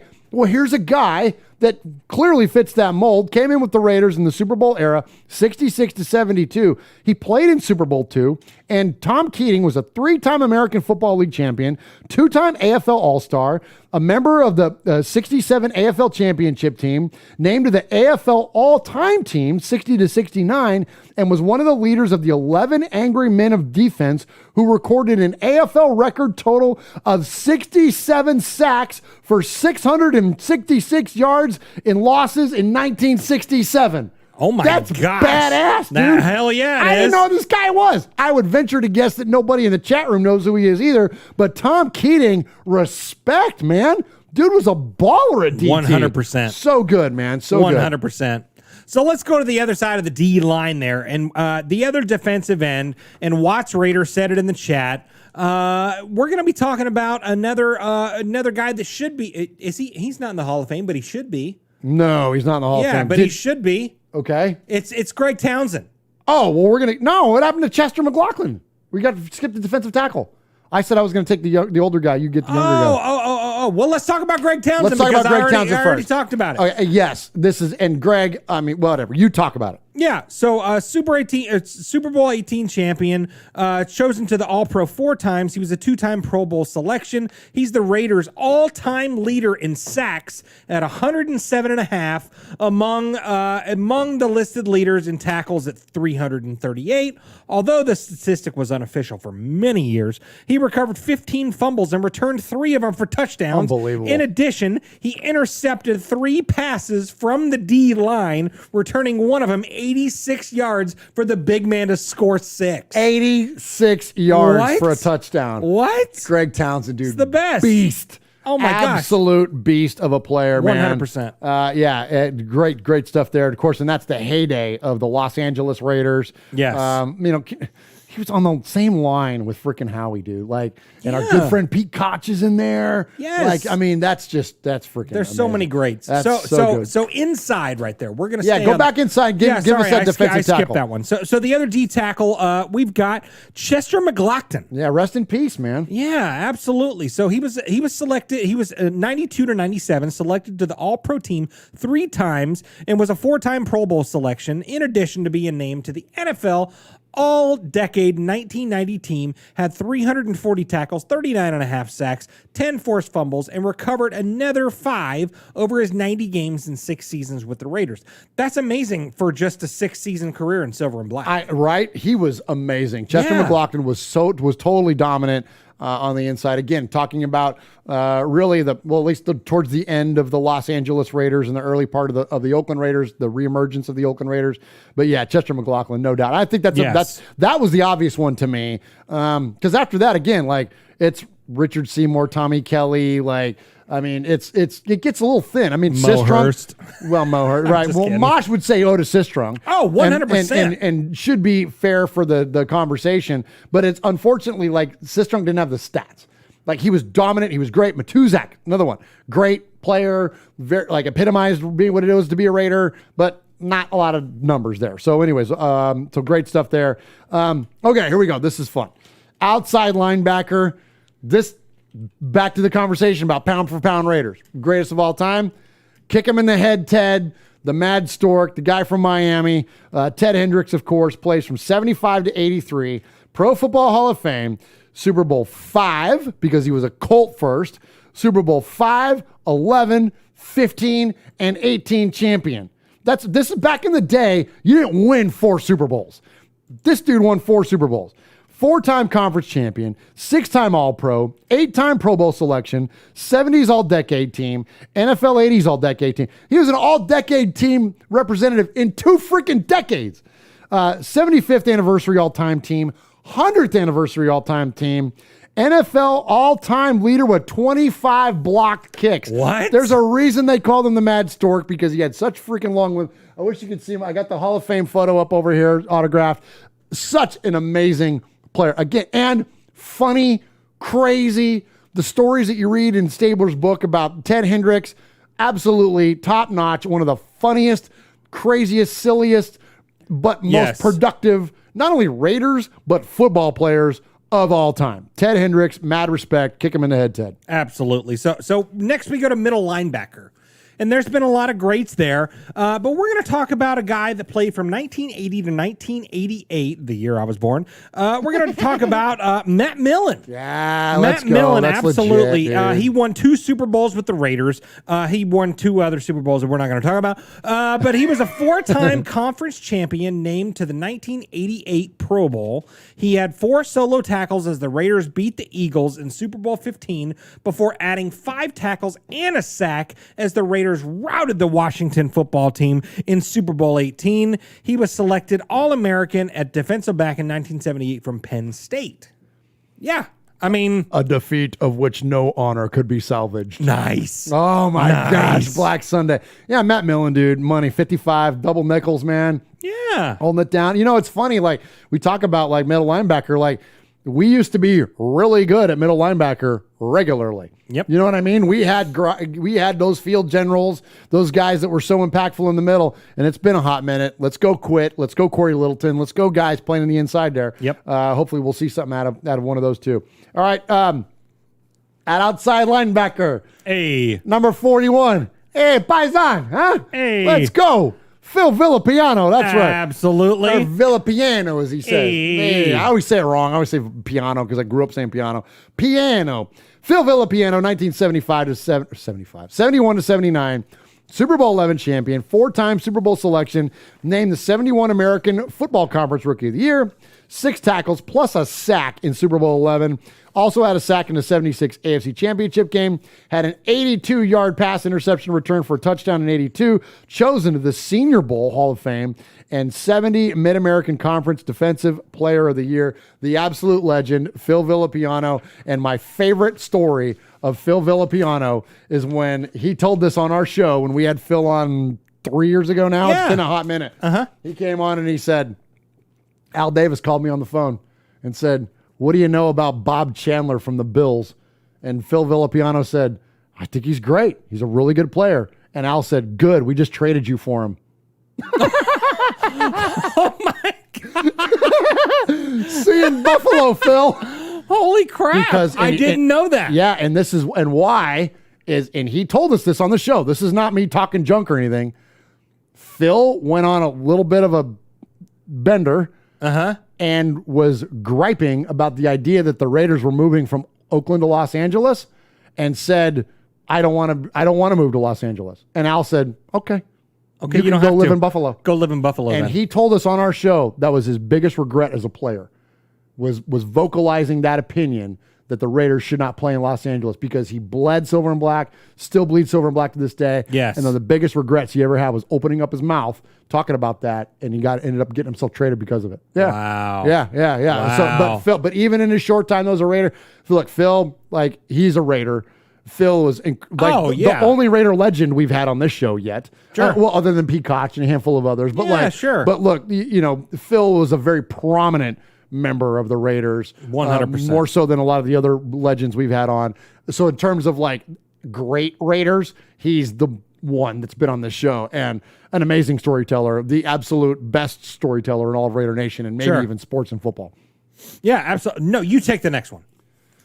Oh man, dude, old man Willie, dude. So you go to cornerback here. So of course we're gonna have two. So we want to hear about your opinion, Raider Nation. But look, Willie Brown started off his career as a Bronco, but Al Davis traded for him. One of the greatest trades for the Raiders in history. Yeah, maybe ever. Maybe ever. Bled silver and black to the day that he passed, sadly. But member of the Pro Football Hall of Fame, played on all three Raiders championship teams in 11, 15, and 18.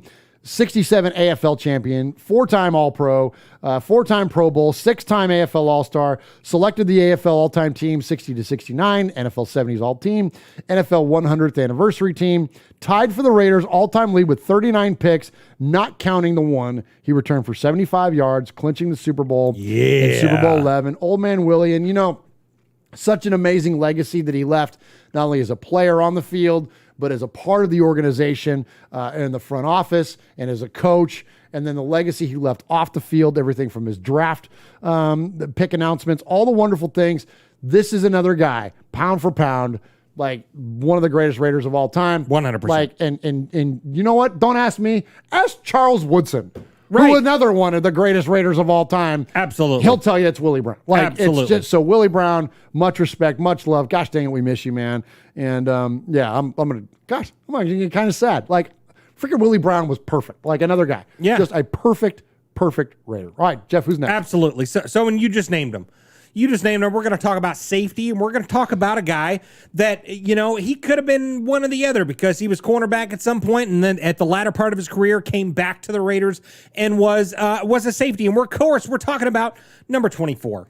The greatest number 24 him and Willie Brown, 1 and 1A. Absolutely. It's Charles Woodson, man. Absolutely. 1998 to 2005. Then he disappeared off the face of the earth and then returned in 2013 and 2013 to 2015. Pro Football Hall of Fame that will be inducted in August. Let's go. He was on the Super Bowl championship team with a team that doesn't matter. But he was an All-Pro defensive player 8 times, was a 9-time Pro Bowl selection, 2009 Defensive Player of the Year, 1998 Defensive Rookie of the Year, was chosen to the 2000 All-Decades team, and was the winner of the 2015 Art Rooney Award, and was the 1997 Heisman Trophy winner, and just, epitomizes what it means to be a Raider. Amen.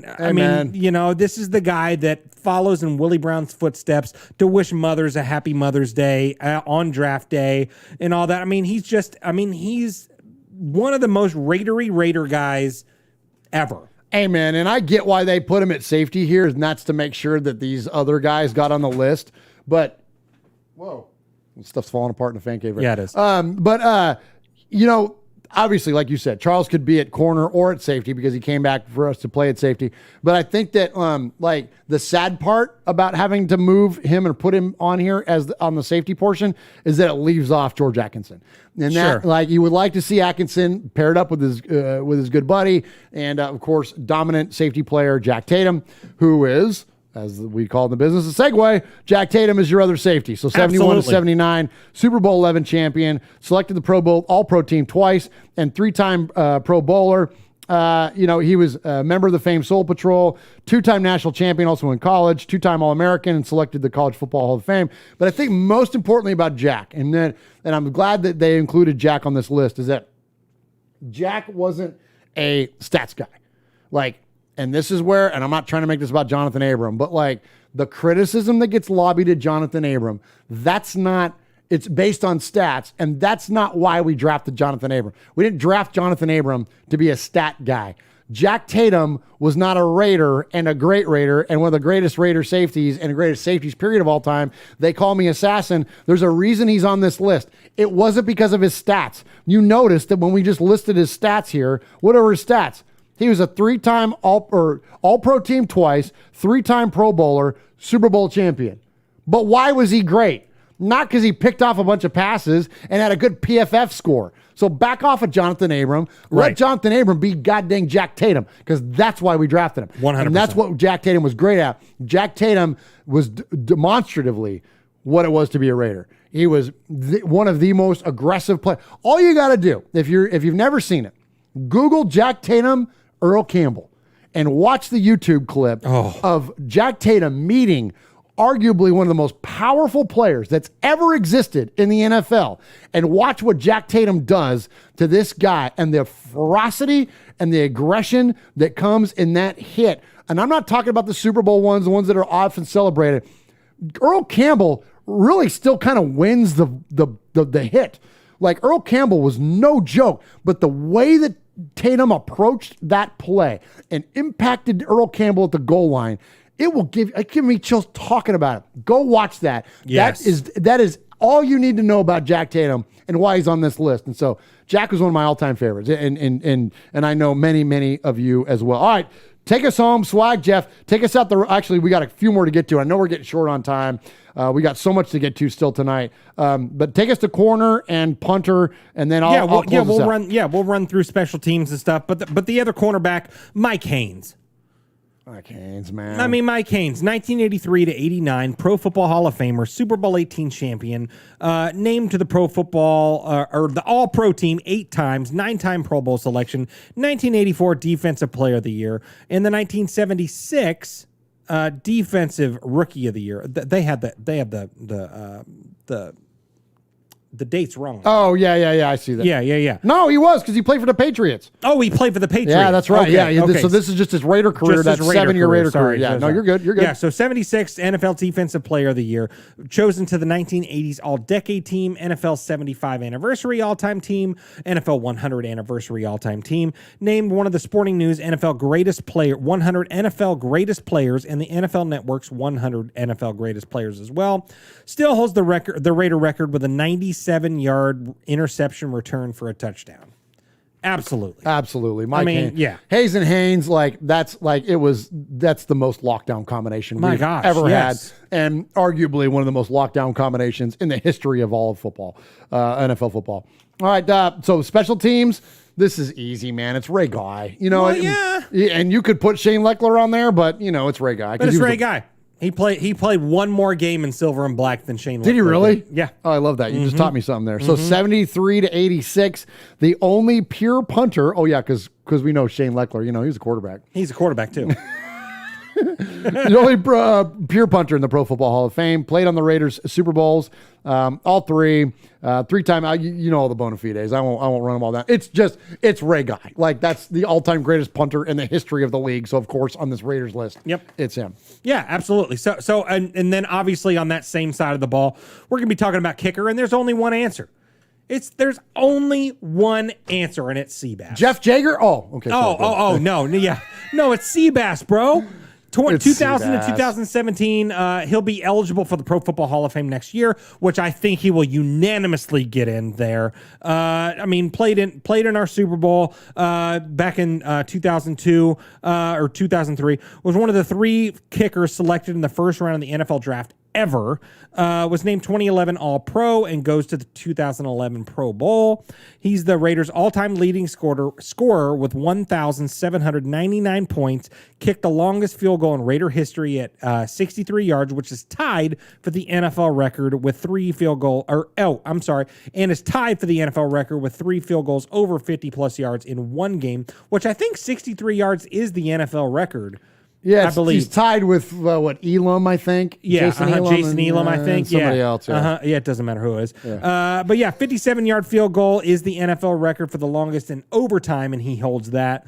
And he holds the NFL record for 4 field goals in one quarter. Awesome, man. Good stuff. All right, so a couple more to get to. I'll take the kick returner, and then you close us out. So kick returner, of course. There's only one answer. It is number 15, Johnny Lee Higgins, because he was so freaking good on Madden, and I used to crush my brother with him all the time. And so Johnny Lee Higgins, no, it's not Johnny Lee. No. No, it's Jacoby Ford. Because Jacoby... No, it's freaking Tim Brown, Of man. course it is. It's Tim Brown. Of course it is. The only guy that's on this list twice. Exactly. No explanation needed. All right, who's last, Jeff? Yeah, and there's no explanation needed for this last one. Here's a guy that won the first Super Bowl for the Raiders. Boom, boom, boom. Yeah, boom. Yeah, tough Acton. It's of course it's John Madden, man. It's John freaking Madden, Of the course. greatest Raider coach. The greatest Raider coach of all time. Yeah. Absolutely. Slam dunk. That's it. Hit a break. Nobody enjoyed a good Donnybrook more than sixth-year linebacker Phil Villapiano.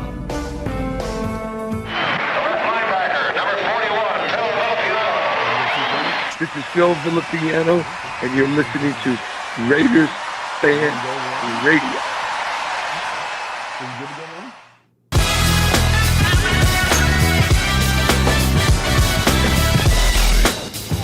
Hey, what's up? It's Brockman from The Rich Eisen Show.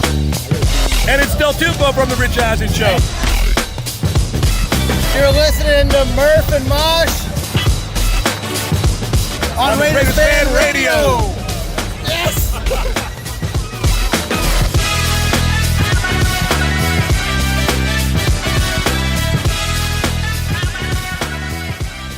All right, appreciate you, Raider Nation. Appreciate you hanging in there with us. We're going to go long tonight. So I had a couple segments. We thought about maybe cutting one, but we're just going to go, man. We're gonna run this thing out. So plan on being here for probably another hour. We're going to do this episode number 207 of Raiders Fan Radio. Appreciate everybody in the chat tonight. When Swag gets back in here, I'll let him run down what those latest donations are. I think Daniel Mangus made one. Franklin 83, I believe, made one.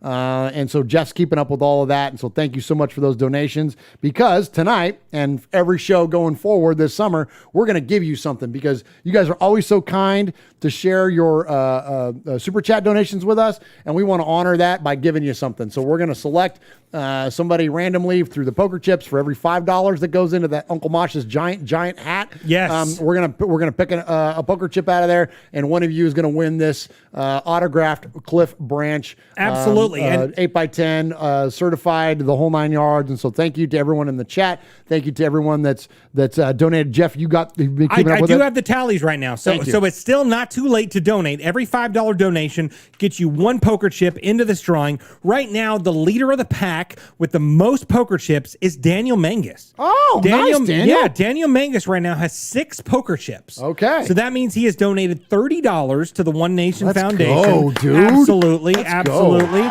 And then followed up with him, it is Mike Meeser. Mike Meeser has 4 poker chips as well. Michelle Sweat has 4 poker chips. And then let's see, Richard Acumpo has 2 poker chips. Matthew Mangus has 2 poker chips. And then Titerator, Lee B, Kill Jadis, and Franklin 83 all also have 1 poker chip into the drawing to win the Cliff Branch sign. Right on, man. Photo. Thank you all so very much, man. We are going to barrel towards that $3,000 goal that we have for the Bolitnikoff Foundation and present that to them on your behalf. And so thank you all so very much for the amazing support you give us each and every week here. Swag, Jeff, you want to shout out the chat room before we jump in the next Yeah, we got Franklin 83, Watts Raider, Jeff Wilson, Aaron the Q-Dog Raider, Dell Jr., Chindo Ramirez, Franklin 83, Ron the Mater Raider, Kill Jadis, and we have a new leader in the pack, Mike just went top rope, dude. He went top rope, absolutely, from Canada.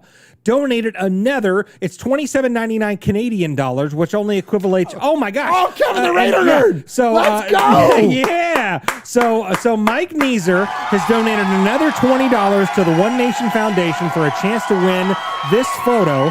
So we're going to add the ticks, 1, 2, 3, 4. And then we have another member that is also joined to have 5 poker chips in the mix. Of course, we're talking about Kevin the Raider nerd, dude. with a $25 donation to the One Nation Foundation. The hat's filling up, bro. Oh, love the hat's filling up. You might have to go into the case there for more poker chips. Oh, I already went and grabbed a bunch more. Did you really? Yeah. Okay, right on, man. Thank you all so much, man. It's incredibly kind the way that you support us and our cause here, and the way that we will be able to again gift the Bolitnikoff Foundation on your behalf. So thank you all so much. Yes. I mean, just heck, tonight we're already at $200. I'm gonna bet we were a couple $100 in tonight already. Oh, for sure. So we're gonna hit that $3,000. You know, it'd be awesome if we went past $3,000. Absolutely, like 3,000. Absolutely, and here it is.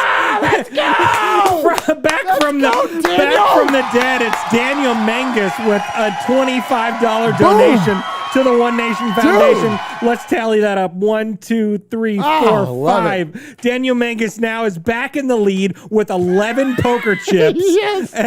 It's a bidding war, Lee says, and he's absolutely right. And you know what? If you guys got extra money in your pocket after this, if you didn't win, you could still win this Fred Biletnikoff signed football. Go to onenationfoundation.net, click donate. Every $10 you donate gives you one poker chip, one raffle ticket into the drawing to win the Fred Biletnikoff signed football. Oh my gosh, you guys are amazing. Great, Thank you so awesome. much. Yeah, much respect. Much respect. Much to you respect. guys. We're gonna. I got a feeling we're gonna blow past $3,000, man. And look, $3,000. I'm gonna tell you, my goal's 4. My goal's 4. We got a long time. It's October. It's October, man. So we'll have to send the Biletnikoffs so you guys know what's going on. Like, because we're gonna other foundations. We're gonna do Greater Youth Sports and all that stuff still. But I'm gonna guess by beginning of October. Like, we want to get them their check because I got to mail in. It's a physical check. I got to mail in from the foundation. We're going to do that probably end of September, beginning of October. Yes. So that's how much runway is that? That's a couple months still. We got plenty of time. We got plenty of time, dude. We got plenty of time, bro. Blow on It's the hashtag summer of swag, man. Heck yeah, it is. It's the hashtag summer of swag, dude. Dude, and look, okay, so I've been showing you the clip. I'm excited about this. Look, I'm not kidding. What are you pulling out? You pulling out more swag? Yeah, look at this. Is the stuff we're going to be giving away to you guys. And we got plenty more. Look at this. Look at this. Look at this. That's for next time. Autograph Daryl and Monica. That's for next time. Oh my gosh. Mad Bomber. You know what? And should I show him the current Raider? Just show them that thing? Because that's going to go to the man, because that's a part of the summer of swag. Look at this, you guys. I bought this for myself, and we thought it was so cool. We bought another one because mine is sitting over here off to my right. Look at this. Spotlight photo. Henry Ruggs. Diving it. This thing is 11 by 14. This thing is huge. Yes. There's 40 people in the chat right now watching. This is the exclusive look at the hashtag summer of swag. And you know what? I'm even going to tease another one. We may have something signed by Tom Flores. Tom Flores getting ready to go in the Hall of Fame. Yeah. You know what I mean? So stick around for the summer of swag. Thank you guys so much for donating. Thank you. This is unbelievable. It's absolutely awesome. I'm trying to hit the button. Hit the button. This is unbelievable. Thank you guys so much. All right. Let's get back into some Raider talk. Let's do it. All right. The coolest show came on a few weeks ago now, and I teased it last time we did a show a couple weeks ago, and that is on the Vice channel, the show Dark Side of Football. And so the Dark Side of Football, like they pick a team they did like one on Bill Belichick. They've done like a handful of these. So they did one on the Raiders, and it was called Once a Raider, Always a Raider. You can find it on the Vice channel. You can go online and just put your cable login or your DirecTV login or whatever, and you can watch it online if you missed it, or you can just record it off your DirecTV like I did. But anyway, so look on the Vice channel, Dark Side of Football, Once a Raider, Always a Raider, and this thing is so badass. Like, it ends up the back half of the show focusing on Lyle Alzado and Bill Romanowski, which is great. Romanowski wasn't one of my favorite Raiders because he was a Bronco and a Niner first, and a majority of his career was with those teams. So I kind of had a little thing about him. Same thing like with Jerry Rice and some of the other guys that we brought in.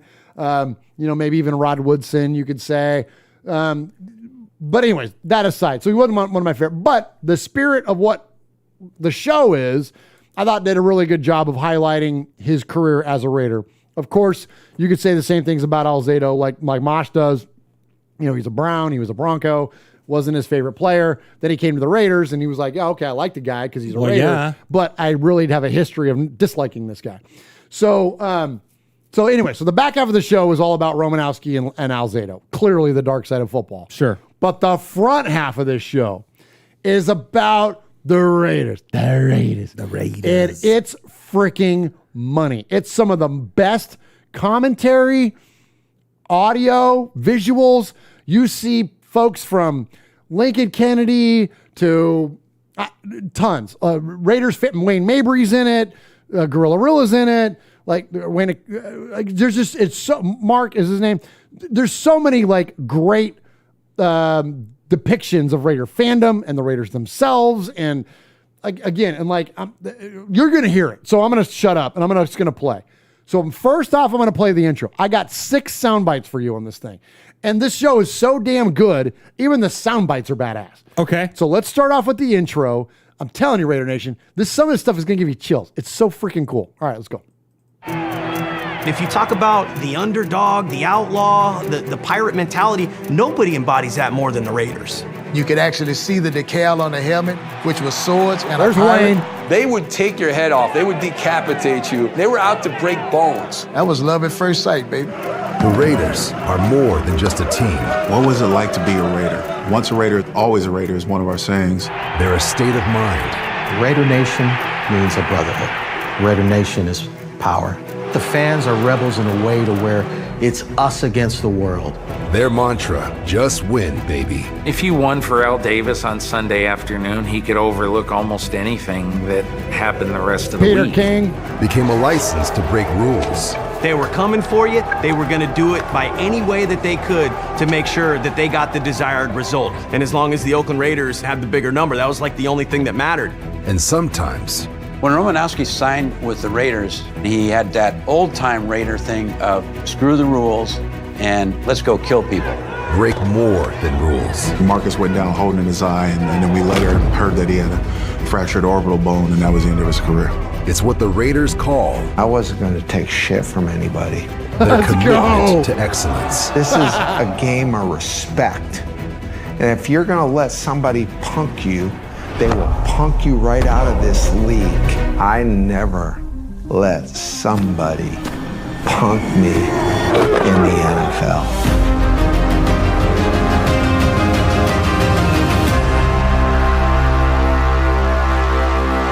All right, Let's go. Let's go, dude. So there's the beginning, right? So I love that. Again, not the biggest Romanowski guy in the world. Sure. But I love that sentiment. Like, I'm not going to let somebody punk me out of the league. And that's what the Raiders were all about, right? It was like They didn't take any crap from anybody. They didn't allow themselves to be intimidated nor pushed around. They were the ones that took control. They were the ones that dictated what the other team was going to do from the time that they freaking hit the parking lot to the time that they left to go back to their team hotel. The Raiders dictated to you what you were going to do. That is what the mantra was. That is what the marching orders were from the great Al Davis. So in order to do that, you got to have the Raider mentality.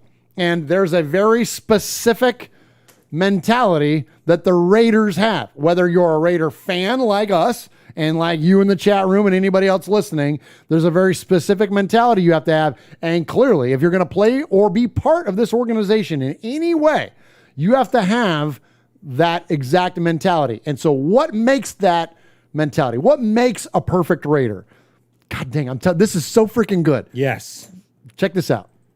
What makes a perfect Raider dates back to the beginning in 1960, when Oakland was awarded a franchise in the American Football League, created to compete with the NFL. Oakland was kind of an underdog town, kind of a blue-collar town, always inferior to San Francisco in a lot of people's eyes.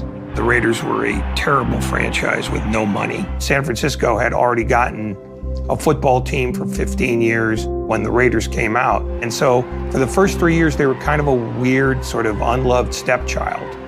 And it took until 1963 and Al Davis to come out to figure out what Oakland was about. I had a dream that someday I would build the finest organization in professional sports. The Raiders basically said, you be the coach, do whatever you need to do. Al Davis not only started coaching and turned that team around, the way he drew up the contract was anything he said went. He was the boss. All right, so there you go. So it all starts from one place. It all starts from Al's vision. And again, what I just talked about, he crafted what the team and the organization was going to represent. He was a brilliant, often doesn't get discussed because of all the wonderful, amazing things that Al Davis did. He was a genius marketer. Yes. He could market the team to what like, because marketing is all about emotion. It's all about connecting you to a brand. Yep. Why are we so passionate as like? I'm getting a whole thing. This is so fun. Yeah. Why are we so damn passionate as Raider fans? You ever thought about that, Raider fan? Let me ask you, chat room.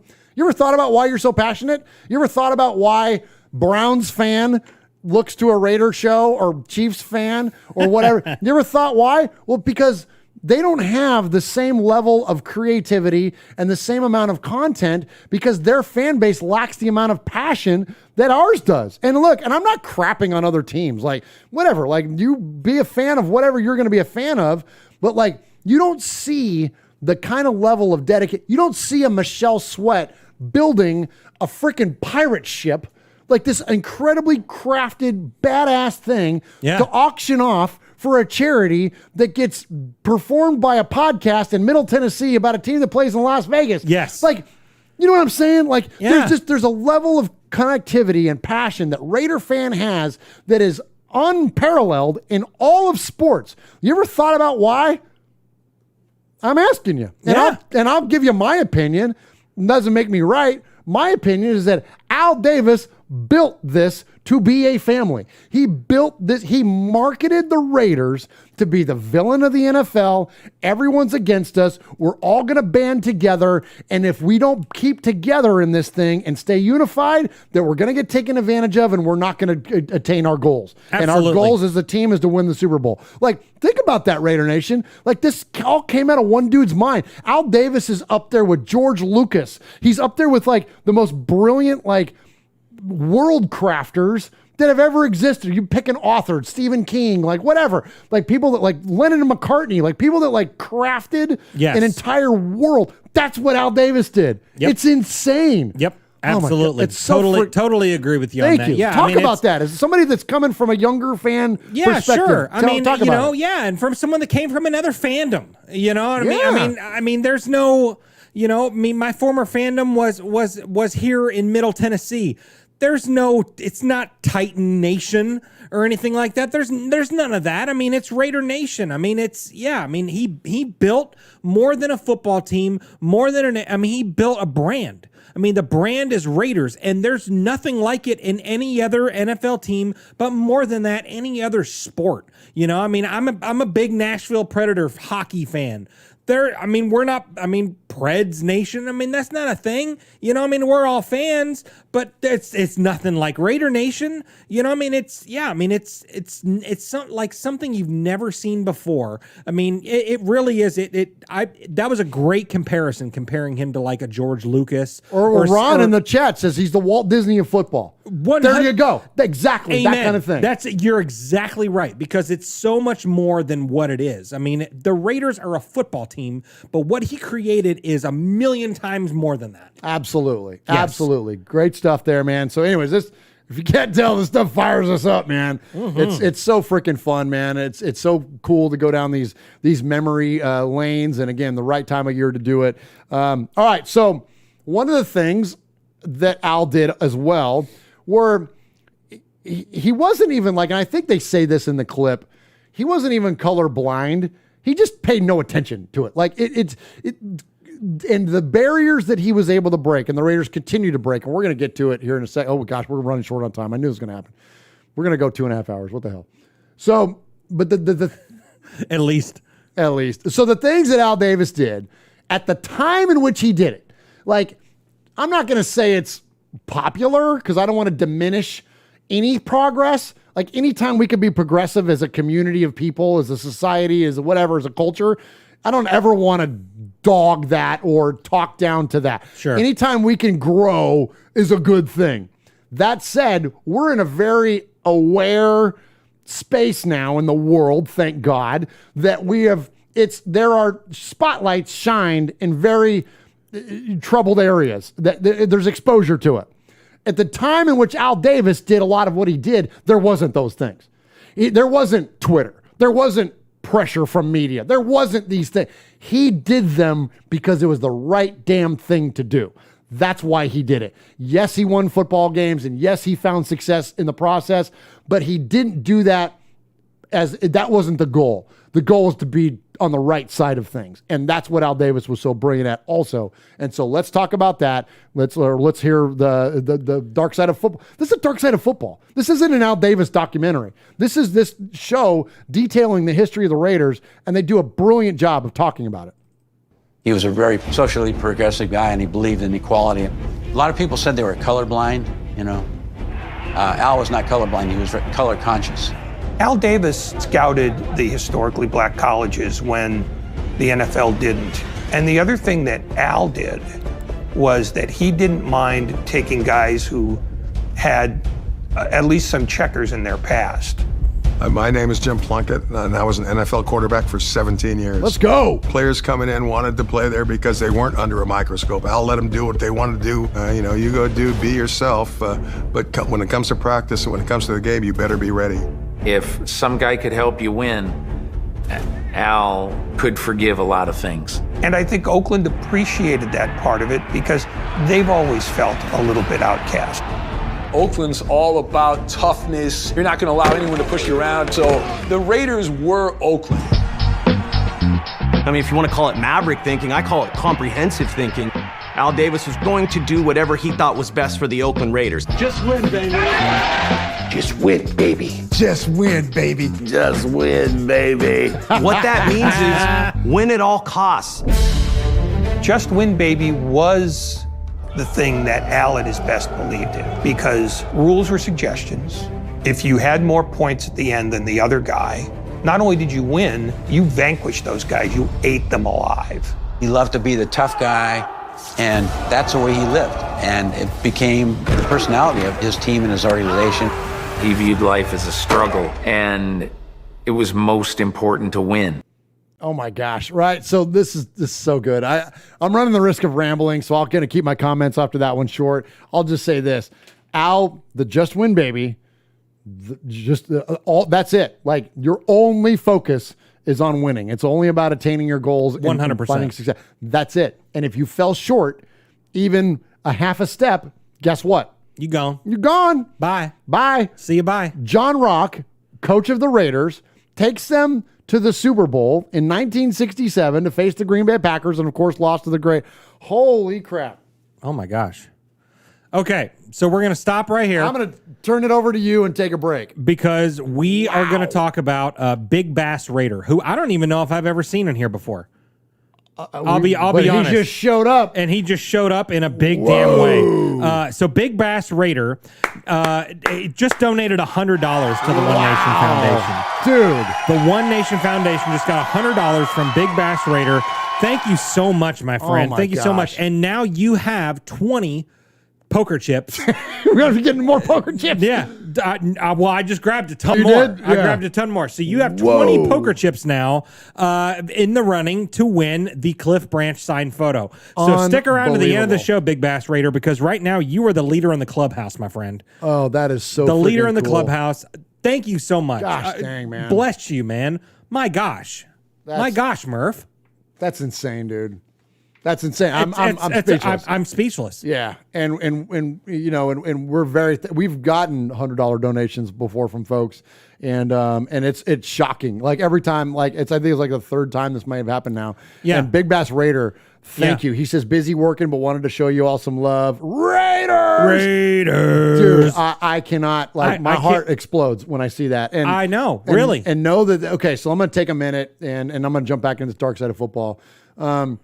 So the Blitnikoff Foundation funds a place called Tracy's Place of Hope. Okay. Tracy's Place of Hope was founded in the memory of Fred Blitnikoff's daughter, who sadly was taken early in life based on domestic violence. And so Tracy's Place of Hope, that is this place named in her honor, offers rehabilitative services for young women, not only from substance abuse, but domestic violence, anything going on in their life where they have challenges.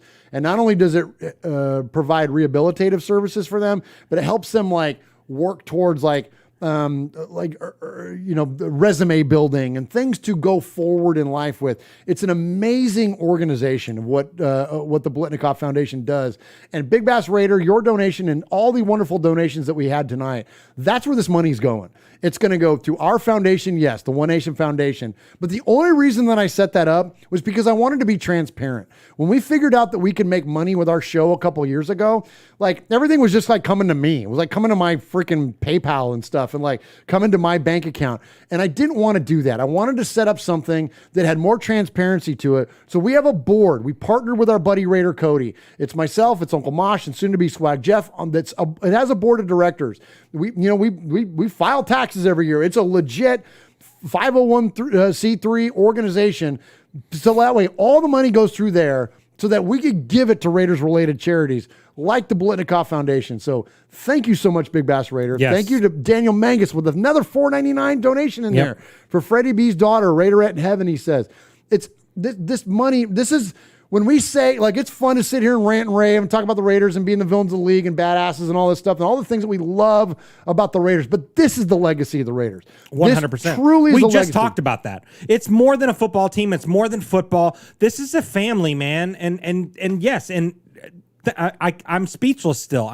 Thank you so much. I mean, right now, if we stop the show right this minute, we've raised $285 Let's to go, the One Nation guys. Foundation. Thank you. That's freaking badass, man. I mean, bless all of you. Thank you so much. This is unbelievable. That's like $2,600 now for the foundation. I know. Unbelievable. I know. We're gonna hit $3,000 easy. We're gonna hit $4,000. That's amazing. Still calling it, bro. Thank you so much. Thank you. We cannot express it enough. Yes. All right. So, what was I talking about? The Raiders. The win. So Al expected perfection. Al expected. And if you didn't get it, you were gone. If you're not first, you're what? You're last, bro. That's it, Ricky Bobby. So, John Rock, the coach of the Raiders in 1967, takes them to the Super Bowl. We lose to the Vince Lombardi's great Green Bay Packers. So what happens right afterwards is that Al fires him. Right. The AFL merged with the NFL before the 1966 season, ushering in the Super Bowl era. Davis was now a part owner with even bigger ambitions. When the merger happened and the NFL absorbed the AFL, it occurred to him that the real power here is in running this place. Under new head coach Johnny Roush, and with Davis now calling the shots from the owner's box, the Raiders faced the powerhouse Green Bay Packers in Super Bowl II. It was Davis's chance to prove his franchise could dominate anyone. Gonna rush in there now. Even the football gods from Green Bay. The Raiders are a young team, and their greenish hue became very apparent in the harsh light of a championship game. Hey, Packers! How about that? For the just win baby Davis, there was nothing to celebrate in making it to the Super Bowl, so he fired the coach. His feeling after losing Super Bowl II was that this isn't working. Johnny Roush is an old school guy. I want somebody different. And he seized upon John Madden out of nowhere. All right, so there we go. So Al cuts loose John Rock, and then here comes, we're going to run really short on time, so I'm gonna get going. And then here comes the great John Madden. Yeah. Which was, talk about taking a flyer on a guy. Like this was, you're going to hear it right here. Let's go to the clip. Madden had all of 2 years coaching experience when Davis made him the youngest head coach in NFL history. When Al hired Madden, that was a real reach. He was sort of this, unmade bed with feet, who waved his arms a lot, yelled. Okay, I'm not the biggest fan of Ray Ratto, who's a Bay Area sports writer for a long, long time and typically a Raider basher. Yeah. But when he called him an unmade bed with feet, that's pretty funny. That's pretty dude. damn funny. That's pretty Madden-esque. Hey, throw the goddamn flag! He knew what he wanted the Raiders to be, and more often than not, it was in line with what Al wanted them to be. Which was to be a team full of players who were tough, mean, and willing to put winning above all else. The reason that John Madden was such a great coach is because he not only was a really smart person about the X's and O's of football, he took great pride in being able to deal with any kind of personality. I would have walked on broken glass for John Madden. My name is Monty Johnson, and I was an Oakland Raider. He was very, very superstitious. You could ask John Madden which stadium had the best hot dog, and he knew. He was always up in the stands, walking around the stadium, and would go to a concession stand and get a hot dog. We didn't have one rival. Everybody that we played that year on our schedule was our rival because they hated the Raiders. And we knew it, and we wanted to go into that town and we were going to take over. And we usually did. When you walked out on that football field, they were already in your head because you knew it was going to be a tough 60 minutes. By hook or crook, they were a bunch of pirates. They were coming for you. They were going to do it by any way that they could to make sure that they got the desired result. These were guys early on who weren't considered good enough to play in the NFL. Oakland was always more, for lack of a better word, attitudinal. They not only put the chip on their shoulder, they made sure it balanced right. I wouldn't say we played with a chip on our shoulder. We played as if we were the ones that were sitting in the throne and everybody wanted to take us off of it. All right, I love that. So, you know, there's a lot about Madden that I love, clearly, and on the field, and his winning percentage and all that stuff is absolutely incredible. But there's I'm a fan of leadership. I've studied leadership in college, and it's a passion of mine outside of the Raiders and in my work life. And there's the thing about leadership that's important is that you have to have a first follower. Like, you can be a great leader, you can be the most charismatic, prominent, whatever person in the world, but you got to have that first follower. And I feel like all that stuff that we told you about Al Davis and all the marketing and the genius and the mystique and all the craftsmanship and all the things that he did, I feel like Madden was this first follower, because Madden was the guy that implemented it in the locker room. Madden was the guy that implemented that on the field. And I don't think Madden gets enough credit for fostering that mystique. Al Davis can be the guy sitting in the office and have all these brilliant ideas. Yeah, but he was the guy putting it in motion. Yes, and I think that's often undersold, how important Madden was to that process. And you can hear it. Like, you can hear, like, Madden was an intense dude. Like, he was more than, and I saw some of the chat was joking about, like, oh, he's the video game guy and the Miller Lite guy or whatever. And that's true. But there's a reason all that stuff came from him as a coach. And Madden, 100%. I mean, Madden he's the most influential Raider ever, aside from Al, right? Yeah. Is that even a question? No. No? No, not even a question. Not even a question. So before we move on to the next thing, I do want to shout out Edgar V in the chat. Okay. Edgar V, he's in the hospital right now, but for a good reason. They just brought into the world their new baby girl. Hey! Just brought into the world their new baby girl. And so Raider Nation just grew by one. Oh, you know what I mean? Beautiful. A new Raider right into the world. Congratulations, my friend. Awesome, man. Congratulations, Edgar. That's freaking money, dude. Yes. Awesome stuff, dude. Love awesome stuff.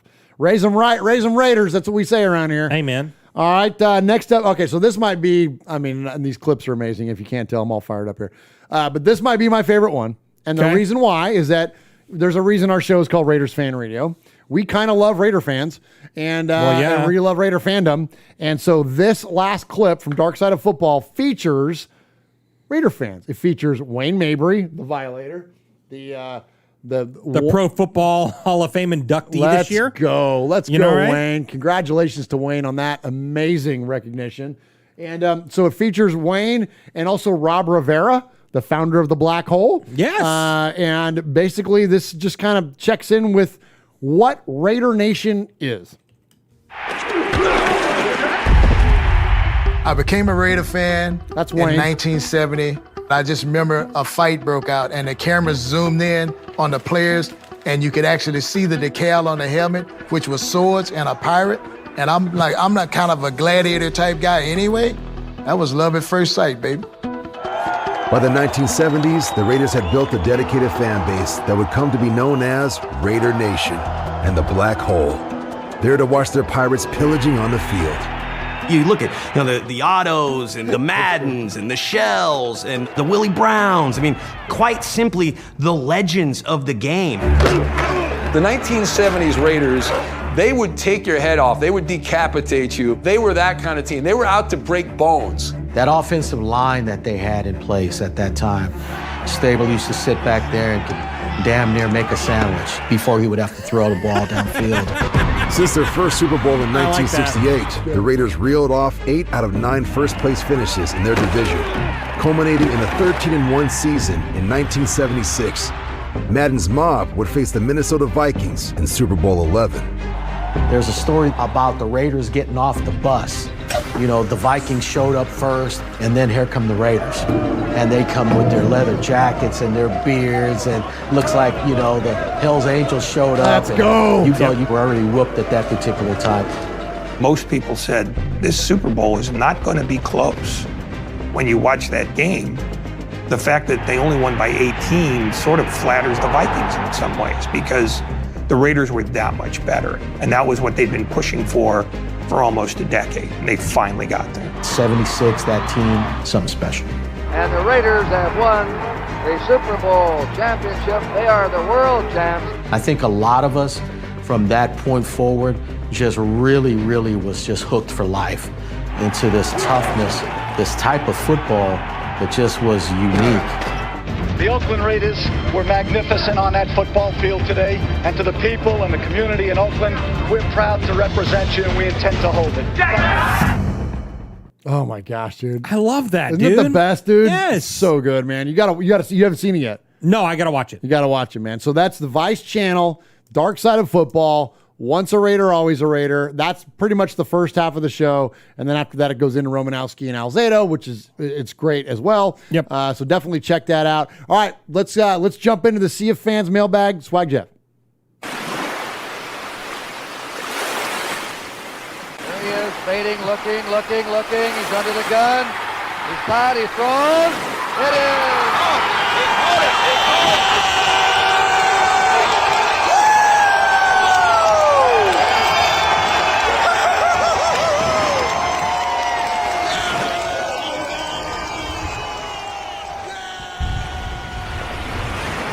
All right. So thank you, everyone in the chat. Super Him, Pirate 1975, welcome, my friend. Aaron the Q-Dog Raider, Ron the Mater Raider, Kill Jadis, Franklin 83, Storm, Jeff Wilson, who else we got in there? Tony Toledo, let's see, Edgar V, Super Him, Michelle Sweat. We got the whole gang in here, and just keeping track right now. Big Bass Raider is still the leader in the clubhouse with the most poker chips for the Cliff Branch jersey, with 20 poker chips right now, followed closely by Daniel Mangus with 12 poker chips. So yeah. So first, Murf, we got it, and Murf is in the restroom right now. So. So we actually, so if you email the show at RaidersFanRadio.com, email us an undisclosed amount of times, or you call the show at 909-345-3346, you will become what we call a made man or a made woman on the show. But one of the first things that we're going to talk about tonight is one that we don't get very often, and we got a postcard. We got a postcard, and I want to read it to you. Dear Murf, Uncle Mosh, and Swag Jeff, after my 2020 trip to Vegas was canceled, I decided to use part of the money on this mural. I had a plain white wall on my back garden, so this is now how it looks. This is a nighttime photo, but there are daytime ones on my Facebook page. Hopefully, you can find a spot for this postcard in your fantastic studio. Absolutely. Keep up the good work. Lots of love. Stevie and Annie McLeod out in Scotland. Oh, my gosh. Bonnie, Scotland. Yes. So take a look at this. So this is what their garden looks like now. Oh, that's so freaking cool. How cool is that? So, that's so badass. they couldn't come to Vegas, so they spent a bunch of money on paint and all that stuff, and they made a badass Raider garden. You know what I mean? Done. Yeah, nicely done. Much respect. And this definitely will be hung in the fan cave. Absolutely. How badass is that? It's so badass. And I think I got a spot for it. Let me see. Okay, take it. Okay, watch this. I'm taking take this? Taking that down. Hey. Huh. What are you going to put that in your wallet? Tell them what I'm doing, Swag Jeff, for the audio listeners. Yes, for the audio listeners, there was a picture of good old Swaggy J right behind Murf, and now it's being replaced by an even better picture, which is the Raider Garden Scotland mural. Yes, I love it. There it is. Thank you so much, Steve. Stevie Absolutely. and Annie McLeod. We appreciate you. I appreciate your support of us, Okay. Raiders fan radio. And So all the Silver and Black UK folks rock, dude. Oh my gosh, over the pond, yes, They're they're the best. all the best. They're the best. They're all the best. So, speaking of ways you can contact us, Yes. as I mentioned, show at RaidersFanRadio.com. I told everyone you're peeing in there. Why'd you got to rat me out, dude? Well, because I said Murf, and you weren't there. Oh, no. I was had to go. You'd make a peeps. Yeah. You can make a little peeps. Okay, so the first emailer of the night is one that has 2 poker chips right now. Oh my gosh, Matthew He's Mangus. got 2 poker chips, and of course we're talking about Matthew Mangus. Good morning, RFR family. Oh, he emails in the morning.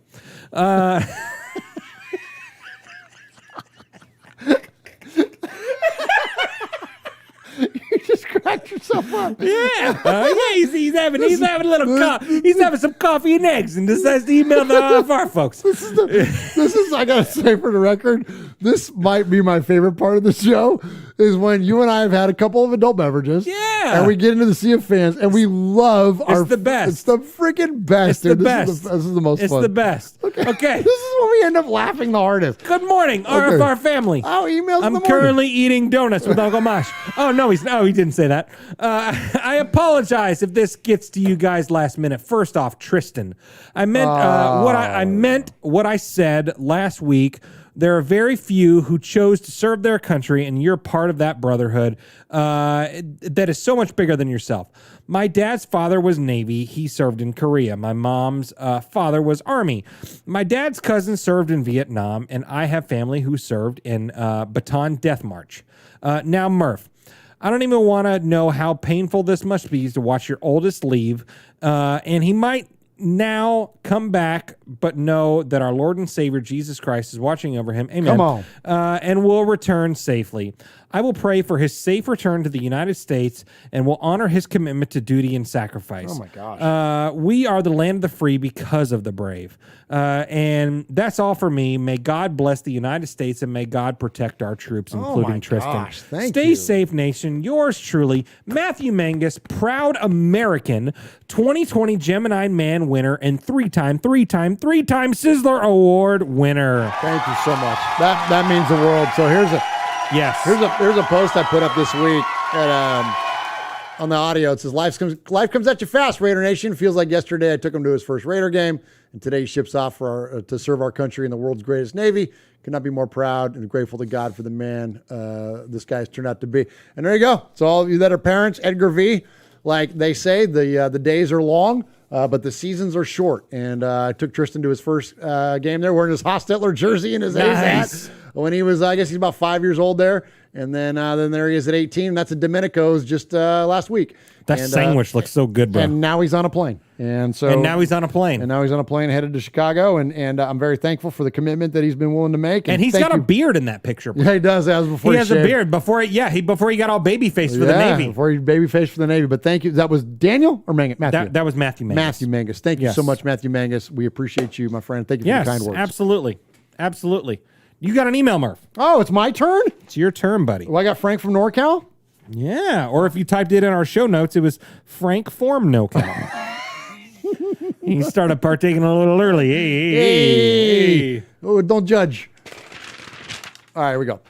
Frank from NorCal. Thank you, Frank. We hadn't heard from Frank in a hot minute. Murph, Mosh, Jeff, Vinny, and Raider Nation. It's hard to wait for the season to start every year, but this year is a bit tougher. The placeholder sports hold even less interest this year. Maybe because we're cheated out of our inaugural season in Vegas with the live 2020 draft canceled and Mark Davis's decision to not allow any fans in the new stadium if it couldn't be at capacity. At least he also chose not to attend if his nation could. Oh my goodness. Excuse me. In today's age of rules for three, but not for me, that was refreshing. I've been remembering of late why I'm a Raider fan in the first place. When I was a young lad, I watched football with my dad. Televised NFL was different back then. The television rules were different. We didn't get home market games like we do now.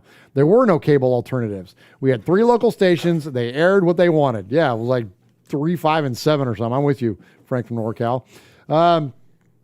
So my dad and I would watch what was on. My dad would root for a different team each game. Mine too. And we always rooted for the team that even in the most distant connection to the Raiders would benefit the Raiders. Absolutely. Like in the most distant playoff scenarios or whatever, we always found a way to root for somebody that was good. Even if it was like, well, the Raiders played this team in the Super Bowl, or the Raiders played this team in the regular season last year. And we beat them. Like, I'll never forget, there was one game when we played against the Redskins. I watched with my dad, or the Washington football team now, that I watched with my dad, and they were doing their Hail, Hail song, and it was a Vince Evans quarterback-led Raider team, and the Raiders ended up coming back in the fourth quarter, winning the game, and it was like, but we rooted against the Redskins so hard because we beat, I keep saying Redskins, we beat the Washington football team in the Super Bowl, and so it was like we found a way to root again. You know what I'm saying? Anyway, so Yes. I'm with you, Frank. My dad would root for a different team each game, and when I asked how he picked his favorite each week, he told me he picked the closest team to us as the home team. To my young mind, that made little sense. I decided to pick a real home team. Living in the Sacramento, California area, that's where I just was, in Lincoln, California. I asked him what team was closest to us. He told me there was a new team in Oakland. I've been a Raider fan ever since. Nice. Raider Nation forever. Frank from NorCal, proud made man. Legit, Frank. Yeah. Well done, my friend. 100%.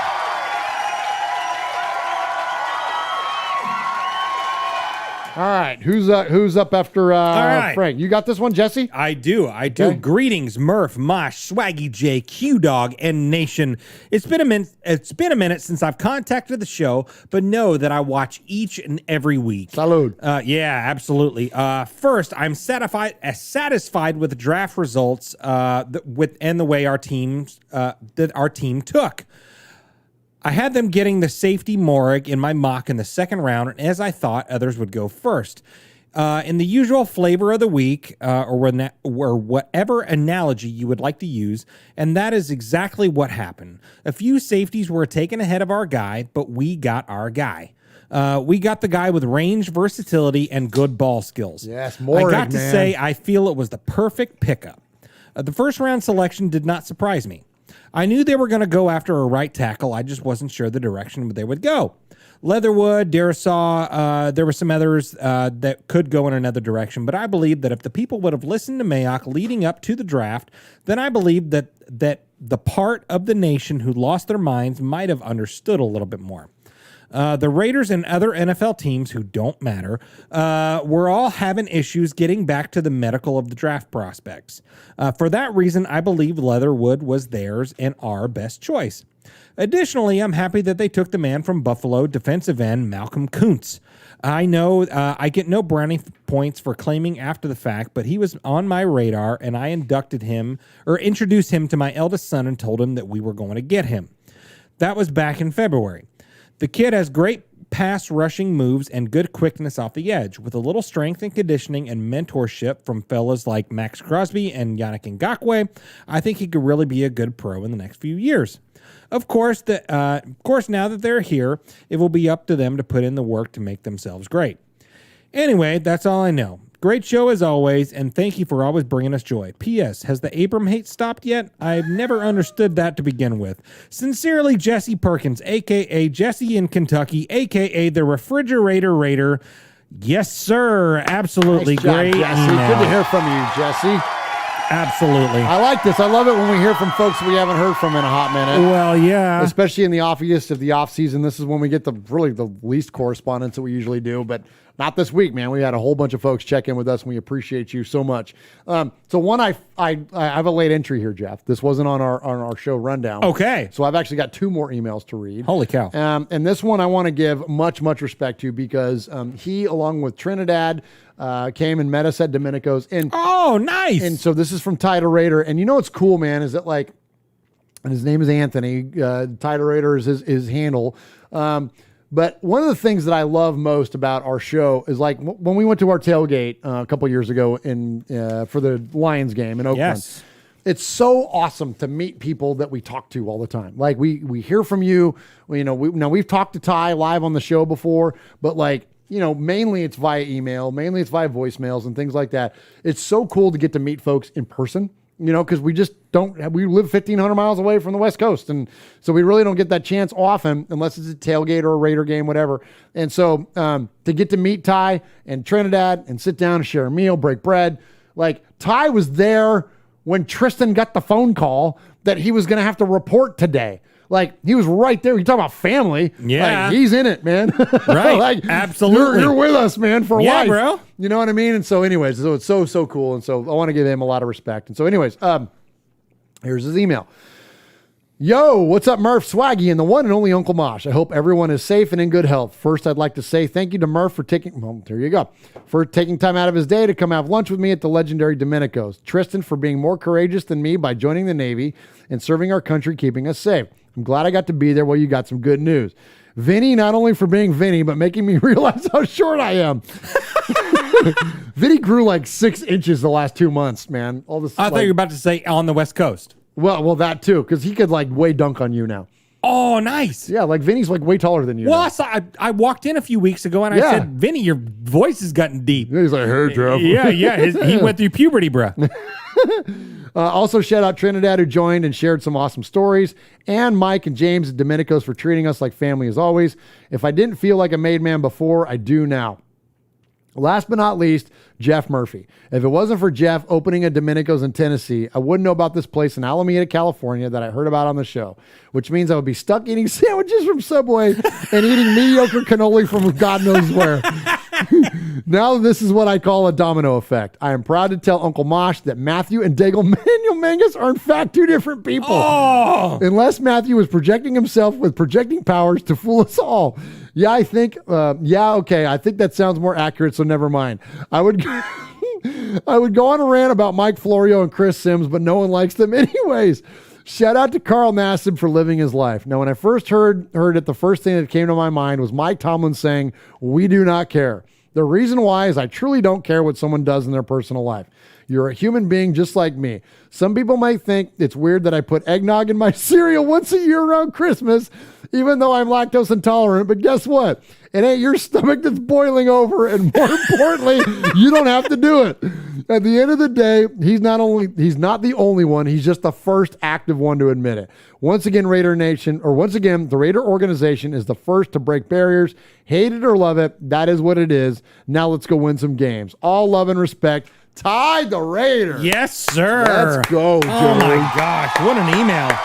That's money, dude. That's freaking sizzlerific right there. So tell them about the Sizzler swag, Jeff. Yeah, so if you're new to the show, so you win the Sizzler if you have the best call or email, or I guess you can mail in a letter or a postcard or anything. Like Stevie and Annie McLeod. Like Steve and Annie McLeod did. So yes, send the best email of the night. You get yourself a Sizzler. You get a Sizzler award. That's well, right. Yeah. That's right. All right, so the king of the Sizzlers, the guy, or at least on the emails, the guy that isn't eligible anymore because he is now the royal scribe of Raiders Fan Radio. He is our good friend Paul, who's over in Shropshire, England, which we call Mississippi. Connect those dots somehow, Raider Nation. All right, yeah. All right, next up. So here we got Paul. Evening, fellas. Hope you are well. So there we are all ticking along. Let me start over again. Gosh darn it, Paul. I butchered your email. So there we were, all ticking along in the quiet times of preseason with very little happening when all of a sudden a few statements are made by Raider players that have caused something of a stir. I'll get to Derek Carr, but first, Carl Nassib. I'm happy for the guy. He made a courageous decision, and I hope things work out well for him. While I get that it's a big statement for him personally in the NFL, let the guy get on with his job now. His private life shouldn't be anyone else's concern. Aggression, passion, performance, and plenty of quarterback sacks are all I care about. Yannick Ngakoue stated that he and Max Crosby will be the best in the league next season. Do we believe him? Why not? There's absolutely no reason to doubt him at this stage. I love his belief and positivity. Let's hope he's right. Sadly, there have been a few negative comments about the above statements, so the main part of my email this week comes under the heading of fear and loathing in Las Vegas. We can all agree that the media have a deep-rooted hatred for all things Raiders. This, over the years, has led to many well-documented articles and stories that have maligned our progress and belittled our organization. For example, this preseason has been claimed by some to have been one of the worst in recent memory for no other reason than bitterness towards us. There hasn't been a single snap of the ball yet, and we've been written off. Players like Arnett are having their careers picked apart by lightweight morons who fail at everything themselves, so they're just bitter towards those that are achieving something. Now that 24-hour NFL channels are around, various numbnuts like Colin Cowherd have appealed to the lowest common denominator and create headlines by making outrageous and baseless clickbait stories, knowing that there are enough people out there that aren't capable of a thought process of their own and believe this garbage. The last time I actually watched that fool, his questions were as pointless as McDonald's asking Andy Reid if he wanted a Diet Coke with his 5-pound Walrus Burger Happy Meal. Well, I put it to you, Raider Nation, that I believe this is all being driven by fear. Fear that the Raiders have genuinely got something positive going on.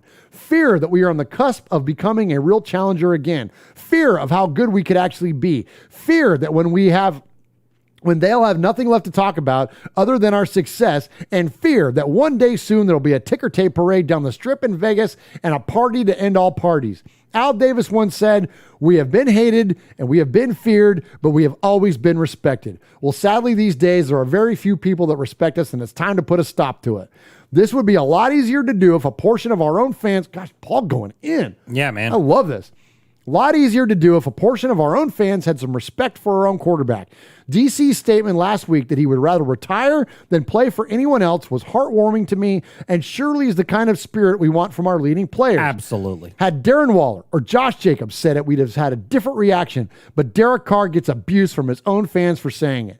There have been many, many players over the years that have played for us. I've never really taken to them, some successful and some not. But when they wear the jersey and they represent the shield, they should have our undying support. Hell, I even wanted Jamarcus and Jay Schrader to succeed, even though they were as useless as a family planning leaflet on Phillip Rivers' coffee table.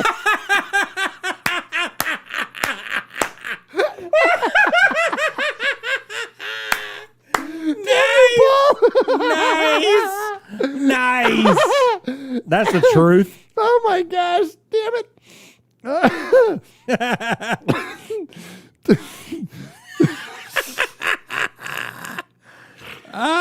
awesome. Man, the fear and loathing from the media is something we have to live with. We'll have our day soon to combat that. But the fear and loathing of our own has to stop. We all get frustrated. We all have our moans and groans. And we all have players who test our patience at times. But they are Raiders, so let's support them in everything they do. I think I'm like spitting, fogging up. Oh, my God. Hot, sweating over here. Okay, but the Raiders, so let's support them in everything they do, because hating on them only makes their job harder and the media's job easier. Easier. Thank you, Jeff. Today, Junior, you should have hit me back with that. The season is a little over 7 weeks away, so stay positive, everybody.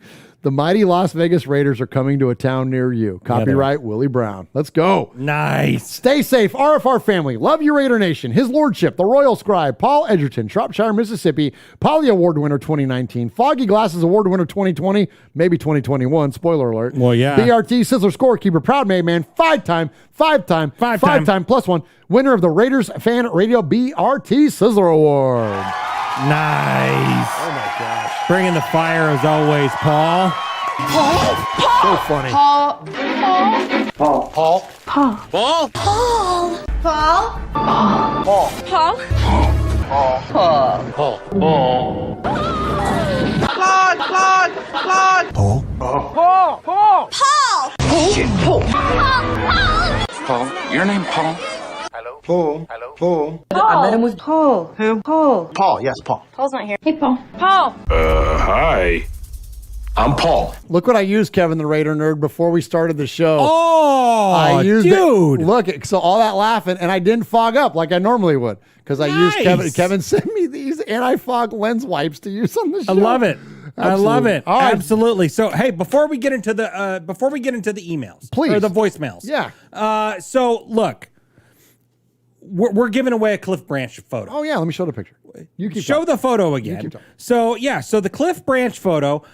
So far for the One Nation Foundation, that is in turn going to the Blitnikoff Foundation, we've raised $285. Come on! I'm challenging someone to get this to $300. Get us $15. Give us $15. Get yourself 3 more entries if you've already done it, or someone new. Get you 3 poker chips to have a chance to win that. Right now, I've got an empty Uncle Mosh hat. But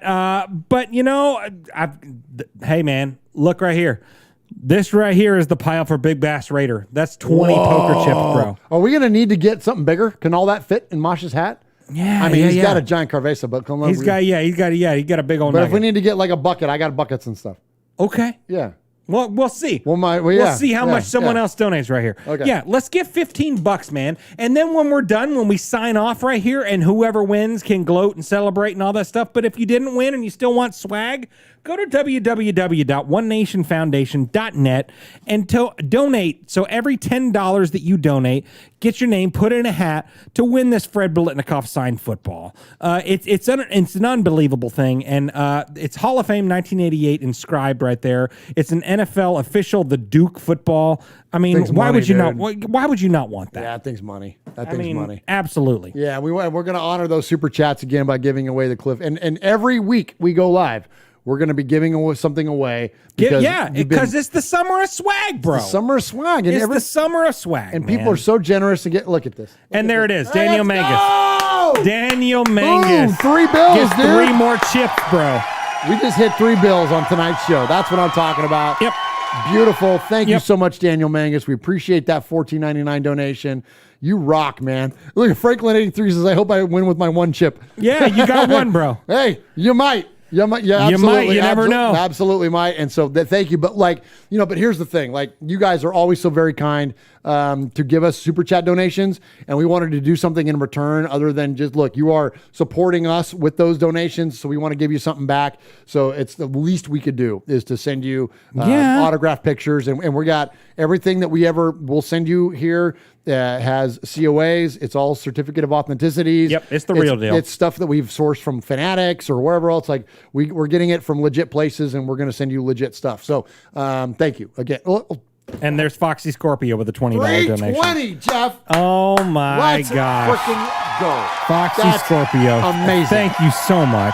Thank you so much. You know what? If this is the way it's going to go, we might give away more than one thing a night. Oh, 100%. We'll just start giving away a bunch of stuff. Yeah. You know what I mean? Why not? Why not? Because, again, we were able to, thankfully, with our partners like Fanatics and things, we're able to get these things at reasonable dollar amounts. Yep. And so if we can turn around and raffle them off or give them away like this on Super Chats, again, 100% of the money goes to the foundation. Oh, gosh, dang it. Look at this. Unbelievable. 1704. I just did the conversion. He said he did the conversion. Mike Nesher. Yeah, absolutely. 1704. Thank you, so yeah, absolutely. You get a few more poker chips added up in there. Thank you. That's what I don't do math. That's like $340 ish. Yeah. So Foxy Scorpio, Wow, that made it 320, 1704. So yeah, it's like 337. Yeah. Unbelievable. Thank you all so very, very, very much. I can't wait to give this away. Oh my you know gosh, what I'm I saying? can't wait. I can't wait to give this dang thing away now. You guys are too kind. Thank you so very, very much. Franklin says 420 is a great number. Yeah, it is. Or Kill Jada said it too. Now we need to get 100 there to you 420. Go, get there. Oh, that's wonderful. All right, so thank you all so very, very much again. We appreciate you.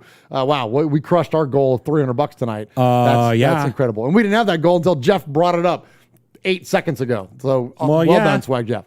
All right, let's get to some voicemails. All right. So again, call the show 909-345-3346. That's 909-345-3346. The Google Voice line is open 24/7, 7 days a week. You can call it any time, and we always play your voicemails. And if we play your voicemail 3 times, you become a made man or a made woman. Or if you email us an indefinite amount of times to show@RaidersFanRadio.com, you can become a made man or a made woman that way. So please keep the voicemails coming. We'd love to hear from you all. And let's check in with our buddy. We heard an email from him earlier, and he wanted to call as well because, for those of you that watch us often enough and all this giveaway stuff, we did an auction for one of Michelle Sweat's pirate ships, much like the pirate ship. I don't know if you can see it or not, but this big, awesome Raiders pirate ship that's sitting here on the Murph's Fan Cave desk. Michelle was so kind to donate another one of those to us, and we auctioned it off. And the winner of that, we kind of had to hold it anonymous because it was a Father's Day gift. And now here with our first voicemail tonight, we hear from the dad that got that pirate ship. Yes. Murf, Mosh, Swaggy Jeff, Q-Dog Nation. This is Jesse in Kentucky, a.k.a. the Refrigerator Raider. And I'm calling to thank you, Murf, for your discretion. Apparently, my wife had entered the sweepstakes or the auction or whatever for the Michelle Sweat Raiders ship thing that you guys have seen there in the fan cave that Murf was promoting. So I wanted to thank you, Murf, for your discretion and not announcing who won that over the air, as that was a Father's Day gift for me. And it was a bit of a surprise, obviously. I did not even know that she took it upon herself to do that. I had mentioned to her that I was interested in purchasing it, but I'm glad that she took the initiative with my kids and made that a reality. So we are the people who won that in that auction, so I wanted to say thank you for that. So yeah, you got the pictures that my wife sent of me holding the ship and her belly flopping on all the stupid packing peanuts that she put in there. Good Lord, there was so many. Anyway, yeah, so that's it. I just wanted to call and say thank you, and go Raiders. All right, so there is. I love it. So there's Jesse there with the pirate ship, and there's Miss April, his wife, doing a belly flop on on the packing peanuts. So that there's a little bit of a story to that. So when I took that thing to the local shipping place, I mean, like, it had to go in a really big box. Oh, absolutely. And they had to like tape it up with all kinds of, because it had so many, like the masts and the sails and all the thing, and we didn't want it to get broken. I think those folks were so kind with a very generous donation that went to the foundation. The last thing I wanted to do was ship them something that would end up coming in broken. So we put it in a giant box, taped up, cardboarded up in all the packing peanuts. There are no packing peanuts left in town. Because we use them all. And so April opened it up and it had all the packing peanuts everywhere. And then so she's like, I did a belly flop on them. I love it. I'm like, we got to get us a picture. Absolutely, absolutely. And Michelle Sweat says, how cool. I love hearing that that it was a Father's Day gift. How neat was that? Absolutely. And much respect not only to April and to Jesse, but to Michelle Sweat for donating that. Oh my gosh. And the craftsmanship and so cool. That means so friggin' cool. And there's people like hitting her up like, I want one too. I want one too. You know what I mean? Like, I mean, she's going to sell 1 million of those. Yeah, so if you want a pirate ship, like, you can email us. Hit her up. She's inclined to improvise is what Michelle's studio is called. And she's on Instagram. It's inclined to improvise. Or you can send me an email, show at RaidersFanRadio.com, and I'll get it to Michelle. Like, because we've had, people ask. Because we go to lunch with her and stuff like that at Domenico's. Yeah, and we'll pass on the message. Absolutely. We'll get it to her so she can, maybe you can, what do you call it, commission an artist, right? To build you a pirate ship. Yeah, absolutely. So, so Jeff, I was so excited to talk about that thing for Father's Day. You did something bad. First time ever, I blew right past Capo. Yeah, what the hell was that? I don't know. It's whatever. I'm out of sorts. It's the made men of the made men, bro. He's the guy that holds it down because every crew needs a captain. And so we call him Capo. He's Aaron the Q-Dog Raider, and he always kicks off this segment. But I guess technically, like, Jesse's like a little bit of respect because of the Father's Day thing. And all that. So like, it kind of would have went in a different category. So still, this is kind of the beginning of the voicemails. All right. So here's Aaron. Here's Aaron. No disrespect, Capo, and I'm so sorry that I blew through that. Because I'm an idiot. That's it. At least you're honest. Yeah, I'm an idiot. So let's check in with a very, very good call this week. And he's our good buddy, Aaron the Q-Dog Raider. Greetings, Don Murf, Consigliere Moss, Underboss Sonny, Sergeant Arms the Sizzler, Big Raider Trucker, Mojo from the Universe Speaks, Ramon the Mean King, Swag Jeff, Ron the Mater Raider, Nation, Happy Wednesday, and F the Chiefs.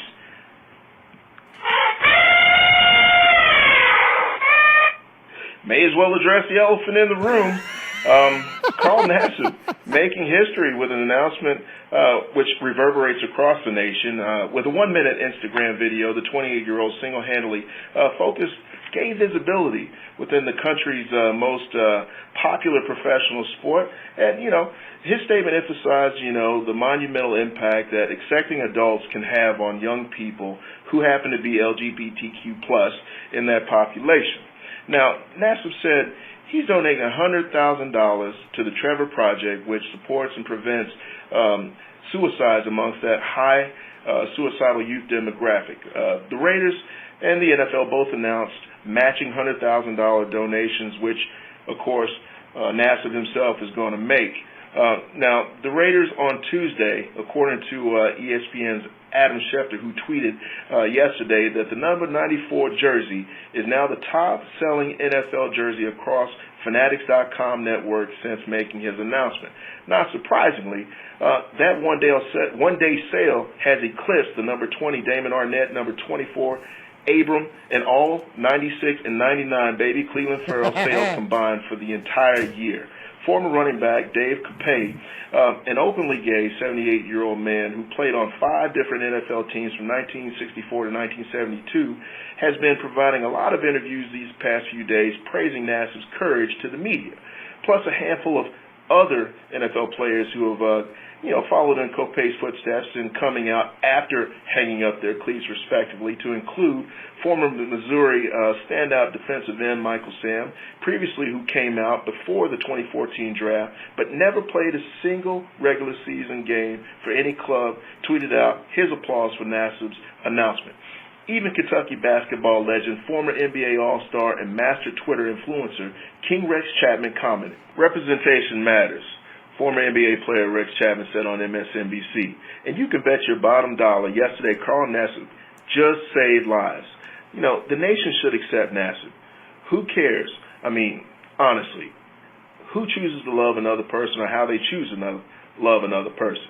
Calling guys, the word that rhymes with hag simply hasn't been cool in years. I mean, having worked in prisons for over 26 years, being around men who are into being with other men is no threat to traditional men such as us. However, let's keep it real though. Nassib has already played 5 seasons in the NFL and has signed a 3-year, $25 million contract with the Raiders in 2020, which made him hard to cut to begin with. But against, all odds, I mean, Nassib, even though he wasn't productive on the field, basically he sucked. Now that he's come out as gay, I mean, it's almost impossible public relation-wise for us to cut him. Now, silver linings. Once again, the Raiders lead the way, smashing another societal barrier with the first openly gay player on an NFL roster. Check. Are the Raiders giving up prematurely on Damon Arnett? Talk amongst yourselves. This past weekend, DC4 was quoted about my man, Henry Ruggs III, saying, "Man, he's been impressive. The way he's running routes, he's been violent in his cuts. I think something clicked in his head, just like everybody. You play an NFL season, I mean, you go back, you watch the video, and you're like, wow, I know what it takes now. The game's definitely going to slow down for Ruggs, and I look for big things out of him this particular season. Also, third and Renfro as well. I mean, playing behind, our world star tied in, anything that we get from Edwards or any of the other wide receiver core, it'll simply be gravy. The hit list. Hefe from KC, Jim Rome, Tucker Carlson, Mike Wilbon, Stephen A., Insurrection Snaps for usual, Mike Ditka. Respect goes out to Sugar Shane, Graphic Raider, Kevin the Raider Nerd, B-Dog in the Pasture, Raider-born Rico, Watts Raider, Sugar Shane, once again, Bobby Wasabi, Raider Homer, His Lordship, Paul from Shropshire, Mississippi, Lady Haley, Michelle Sweat, Monster Mash Ken, Coach Davis, Samoan Raider, Big Easy Raider, Tyrone Graves, Rev Raider, Sanjeev Raider, Oso Raider, Fabricated Gill, Wild Raider, Raiderettes, and Yoga Pants everywhere. Dead Scroll Steve, the historian, Splatterhead, and the Inebriation. Root. Let's go, Capo. Nice job. Absolutely. Always bringing the fire, man. Always, I love it. Yes. And, Aaron presented so many, facts and opinions there that I don't want to devalue everything he said by just piling on with my own opinions. But I think this is a good time of the show to do it, to just kind of address what's going on. And the bottom line to me is this, is that anytime we can see barriers be broken and we can prove that we are progressive enough societally to move forward, to take those things out of play, to, I don't want to use the term normalize because I don't think that's fair, but like to not have it be an exception, to not have it be so different. Like anytime that we can move forward collectively, that's such an important thing for us 100%. as human beings, you know?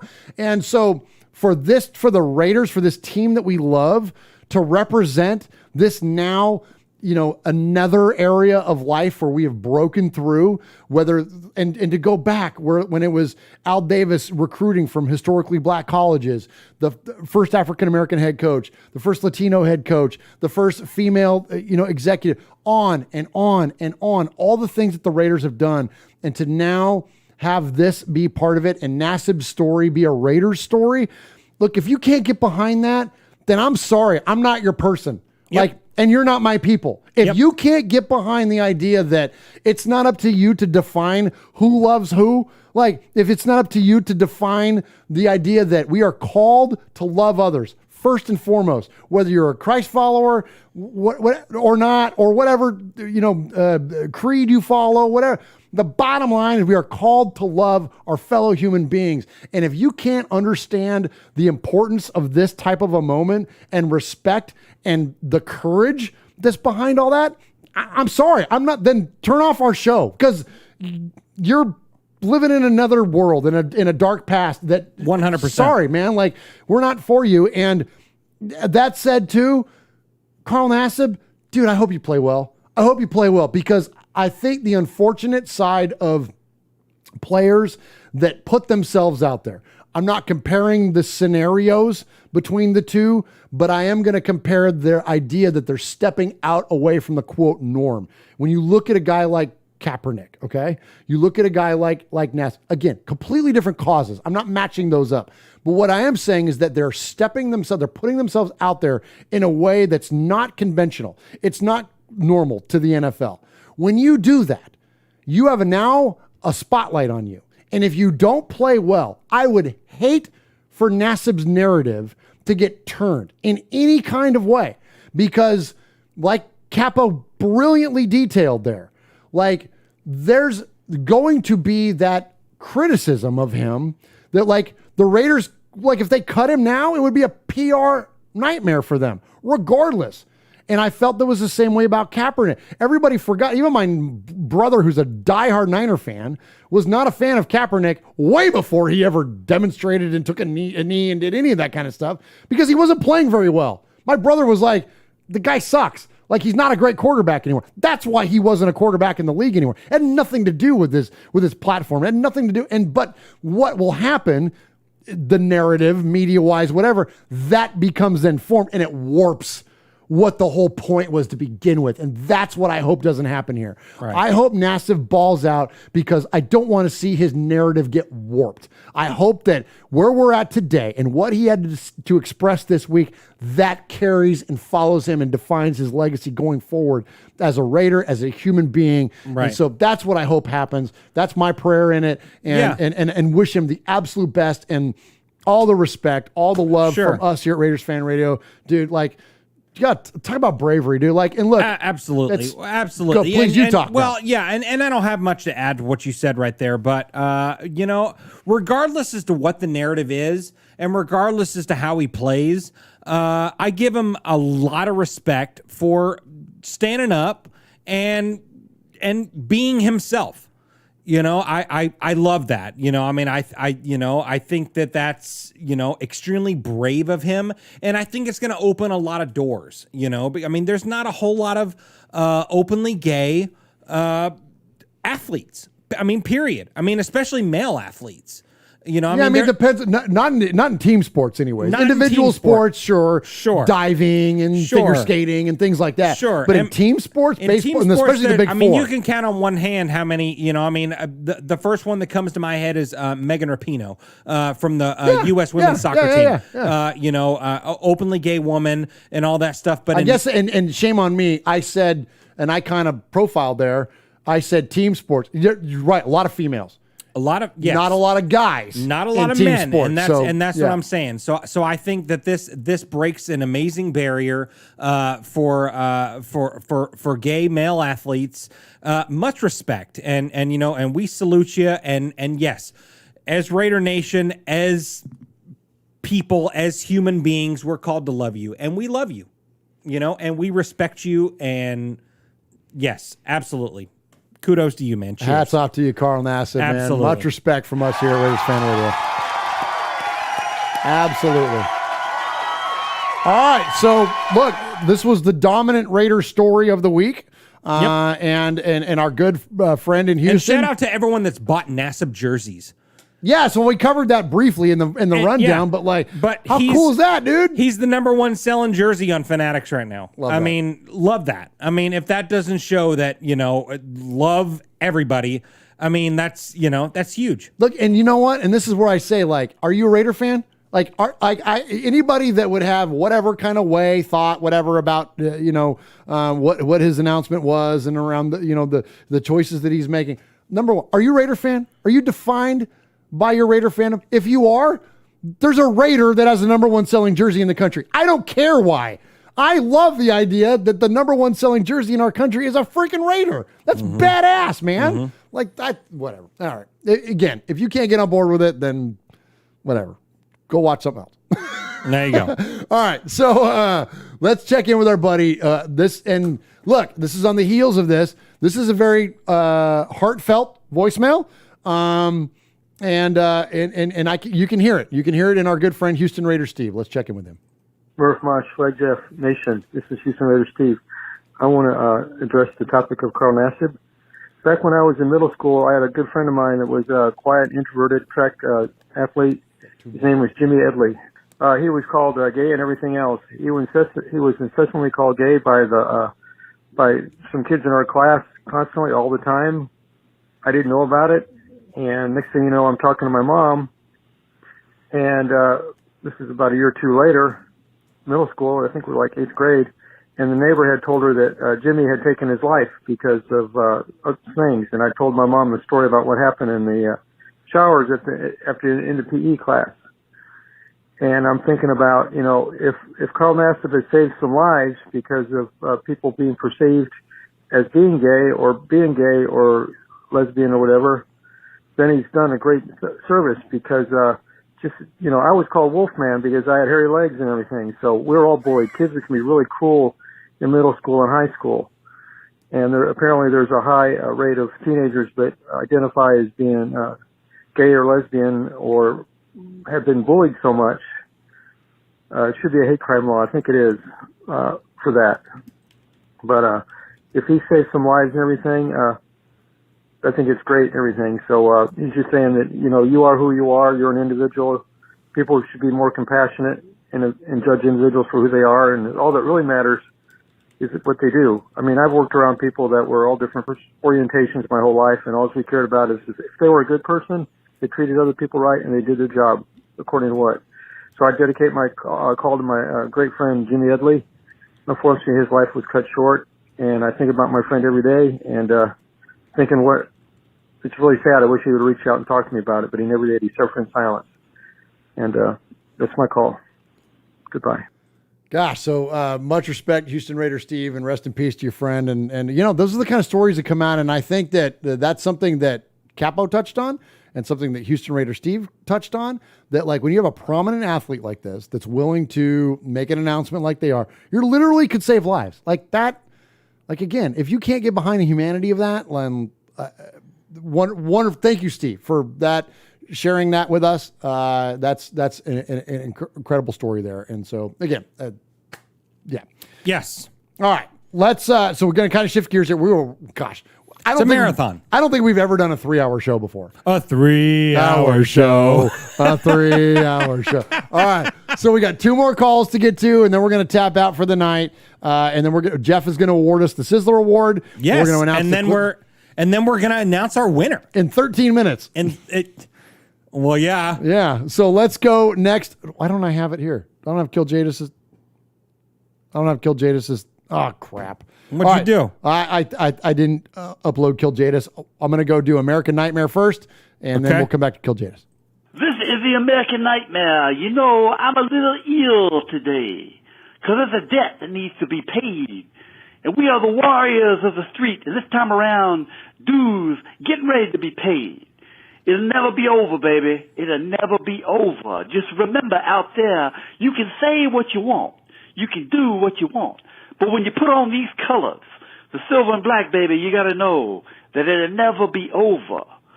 So, Jefe, KC, let me tell you this. Let me take just a minute to over-communicate this to you. You see, Raider Nation got a ton of guys over here in this corner.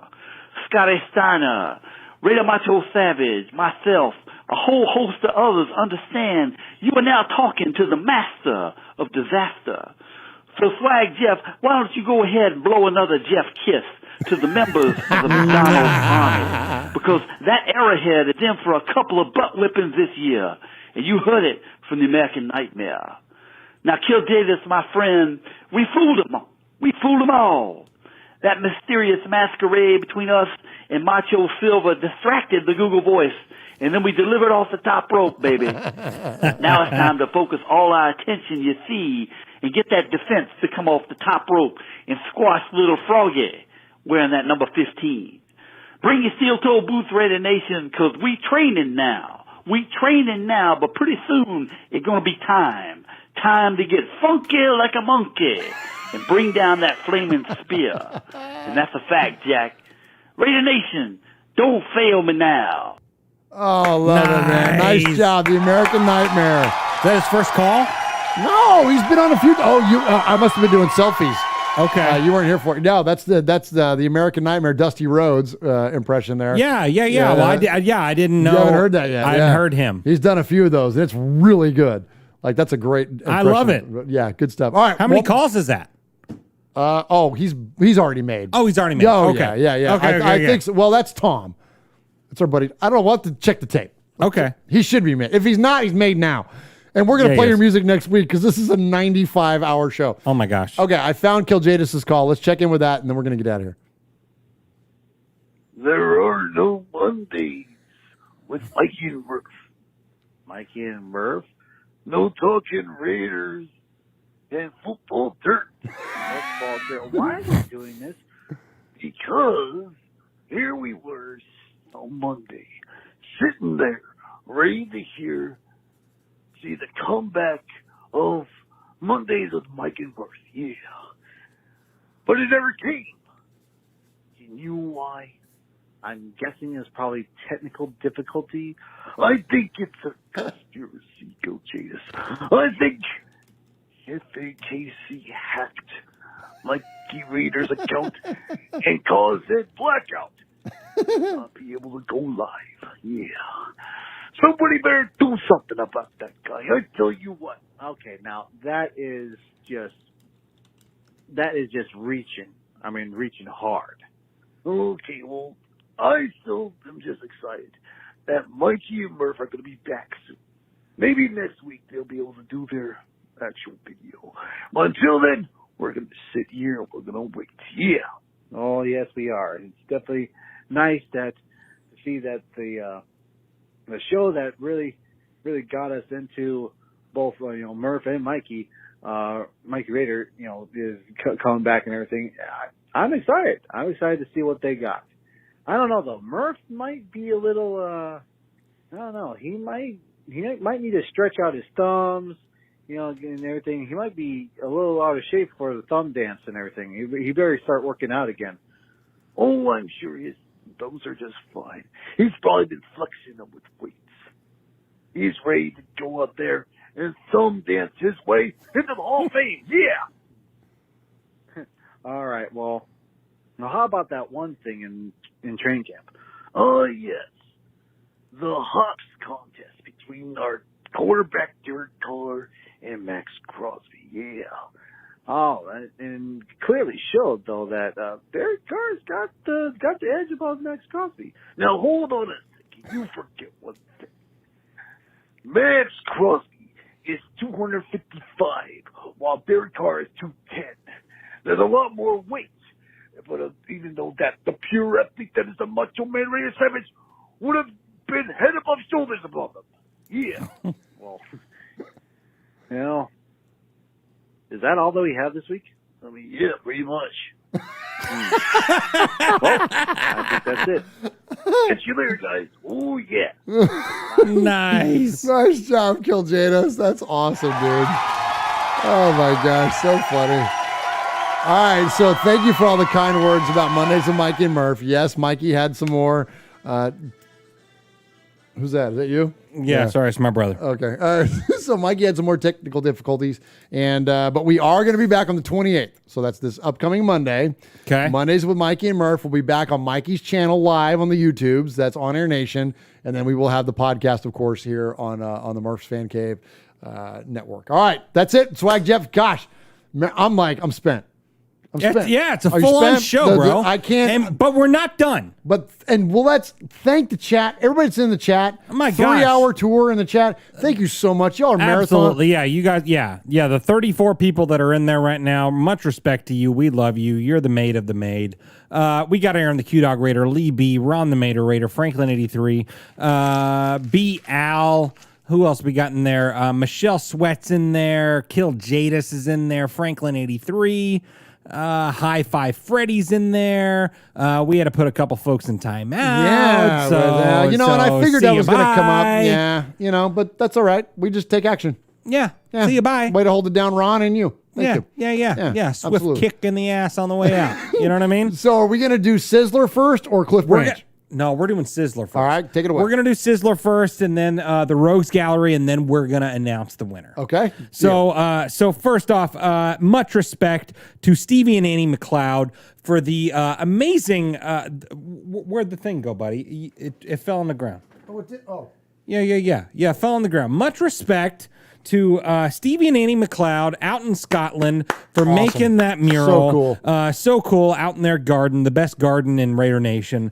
Absolutely. And then we got some emails. We got Matthew Mangus, who gave much respect to Tristan for his decision to serve his country in the Navy. Thank you so much, Matthew, for that support. Then Frank from NorCal, who told us his story about how he became a Raider fan. Jesse in Kentucky, who he talked about draft picks and how he predicted draft picks, and he was right on the money. He could be the next Mike Mayock. Leave Abram Malone. Absolutely. And leave Abram Malone, man. Come on. And then, of course, we had Paul, and then the email from Tida Raider, who said, thanks for the lunch hangs. Respect to Jeff Murphy. He did dissolve the Mangus twin. Is it one person or not? And he has pictures. But Mosh will believe that there's a conspiracy theory between all of them. And he said that he's also lactose intolerant, but he is sitting on the can eating eggnog cereal. Absolutely. And then, of course, we get to the emails, who, of course, we salute the capo. Houston Raider Steve, with much respect to his friend. Kill Jadis, who was talking Raiders and football dirt and talking about the Max and DC gun show. American Nightmare that says, fellas in KC, get ready for the Raider Nation corner. And Kill Jadis also said, is that it? Pretty much, yeah. I forgot that. And then Jesse and Casey, who said, thanks for the ship. But this week. All right, here we go. This week, buddy. The Sizzler goes to a guy that's lactose intolerant sitting on the can eating eggnog cereal. Go! That is Ty the Raider. Yes. I am the Sizzler. Sizzler. Sizzler. Sizzler. Sizzler. Sizzler. Sizzler. Sizzler. We are Metallica, and we are here for your Oakland Raiders! You know why we are here, and we ain't playing around today! From The Walking Dead to errant Jedi Knights, Raiders fans are a rogues gallery.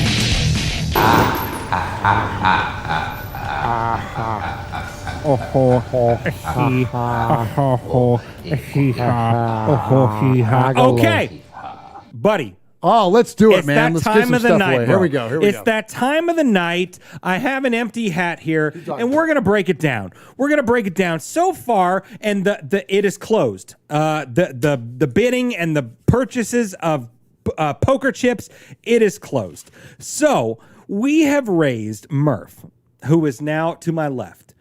We have raised $337 to the One Nation Foundation tonight. Oh my gosh, that is going to the Bolitnikoff Foundation. It's going to be a part of the big old fat check that we are going to be donating. I'm telling you. 10% of our goal in 1 minute, dude. Yeah, absolutely. What do we call that? They say Doge to the moon. What do we say? Bolitnikov to the moon. To the moon, dude. Bolitnikov to the moon, bro. Hey, we're looking at $4,000, dude. I'm telling you, man. I'm telling you, $337 tonight. Salute to you, Raider Nation. So we have an empty Uncle Mosh hat right here, and we're gonna start with the people that donated $5. Okay. 1 poker chip. So poker chip number 3, tonight's Sizzler Award winner, Tider Raider, in the hat. Number 9, Franklin 83, 1 chip, in the hat.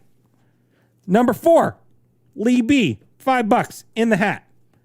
Number 5, Kill Jadis, 2nd place, Sizzler runner-up, 1 chip, right in there. Number 6, Matthew Mangus. He has 2 chips in the bag. Number 7, Richard Acampo, 2 chips right here.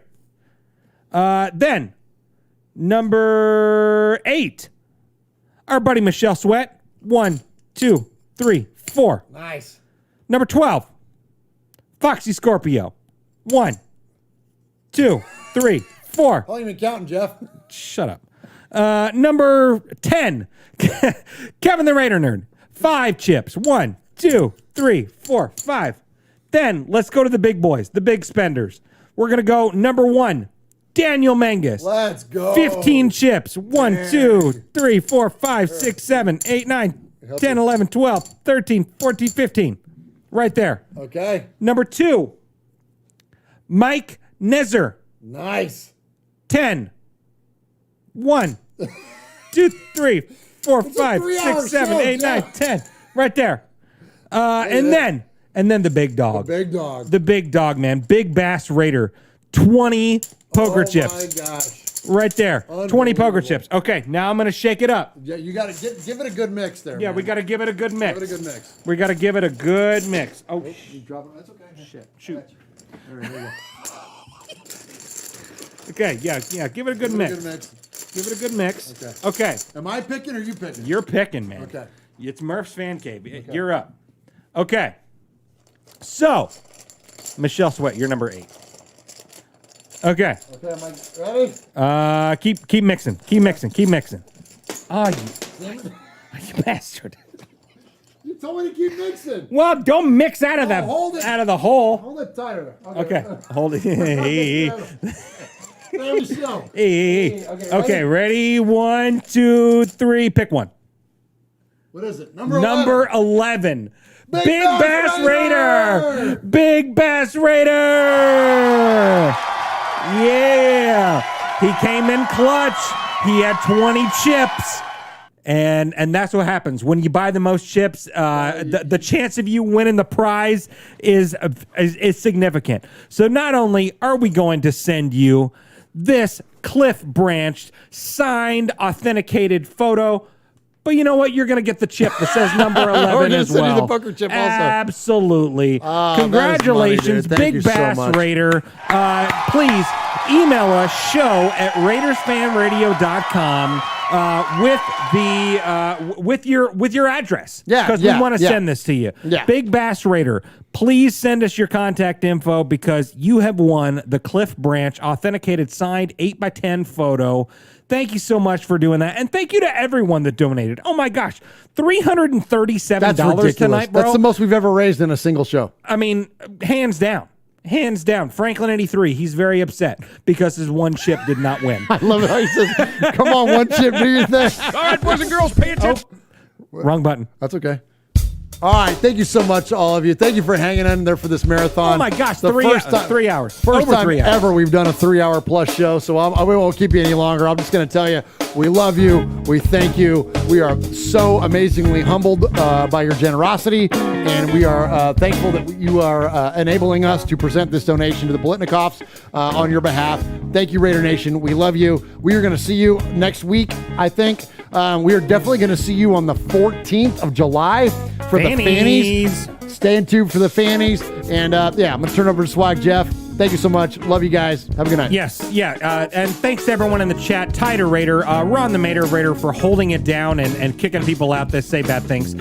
B. Al, Aaron the Q-Dog Raider, Franklin83, Michelle Sweat, Mike Nezra that says, congrats. The real winner tonight is the One Nation Foundation. Amen, Mike. Amen, bro. Let's go. Absolutely. Aaron Davidson's in there. Kill Jadis, Franklin83, Lee B. Thank you guys for all your donations. I mean, I'm still at a loss for words, man. This is unbelievable. Same. Yeah. Be sure to tune in next week. We will be here, whether Murf is here or not, because I got a key now. So we will be here for episode 208 of Raiders Fan Radio.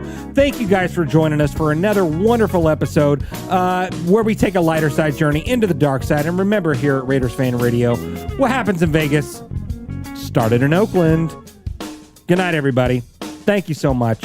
Appreciate you. Love you. Love you, Raider Nation. Good night, YouTube. Good night. Thanks for sticking around. Long show, bro. Long show.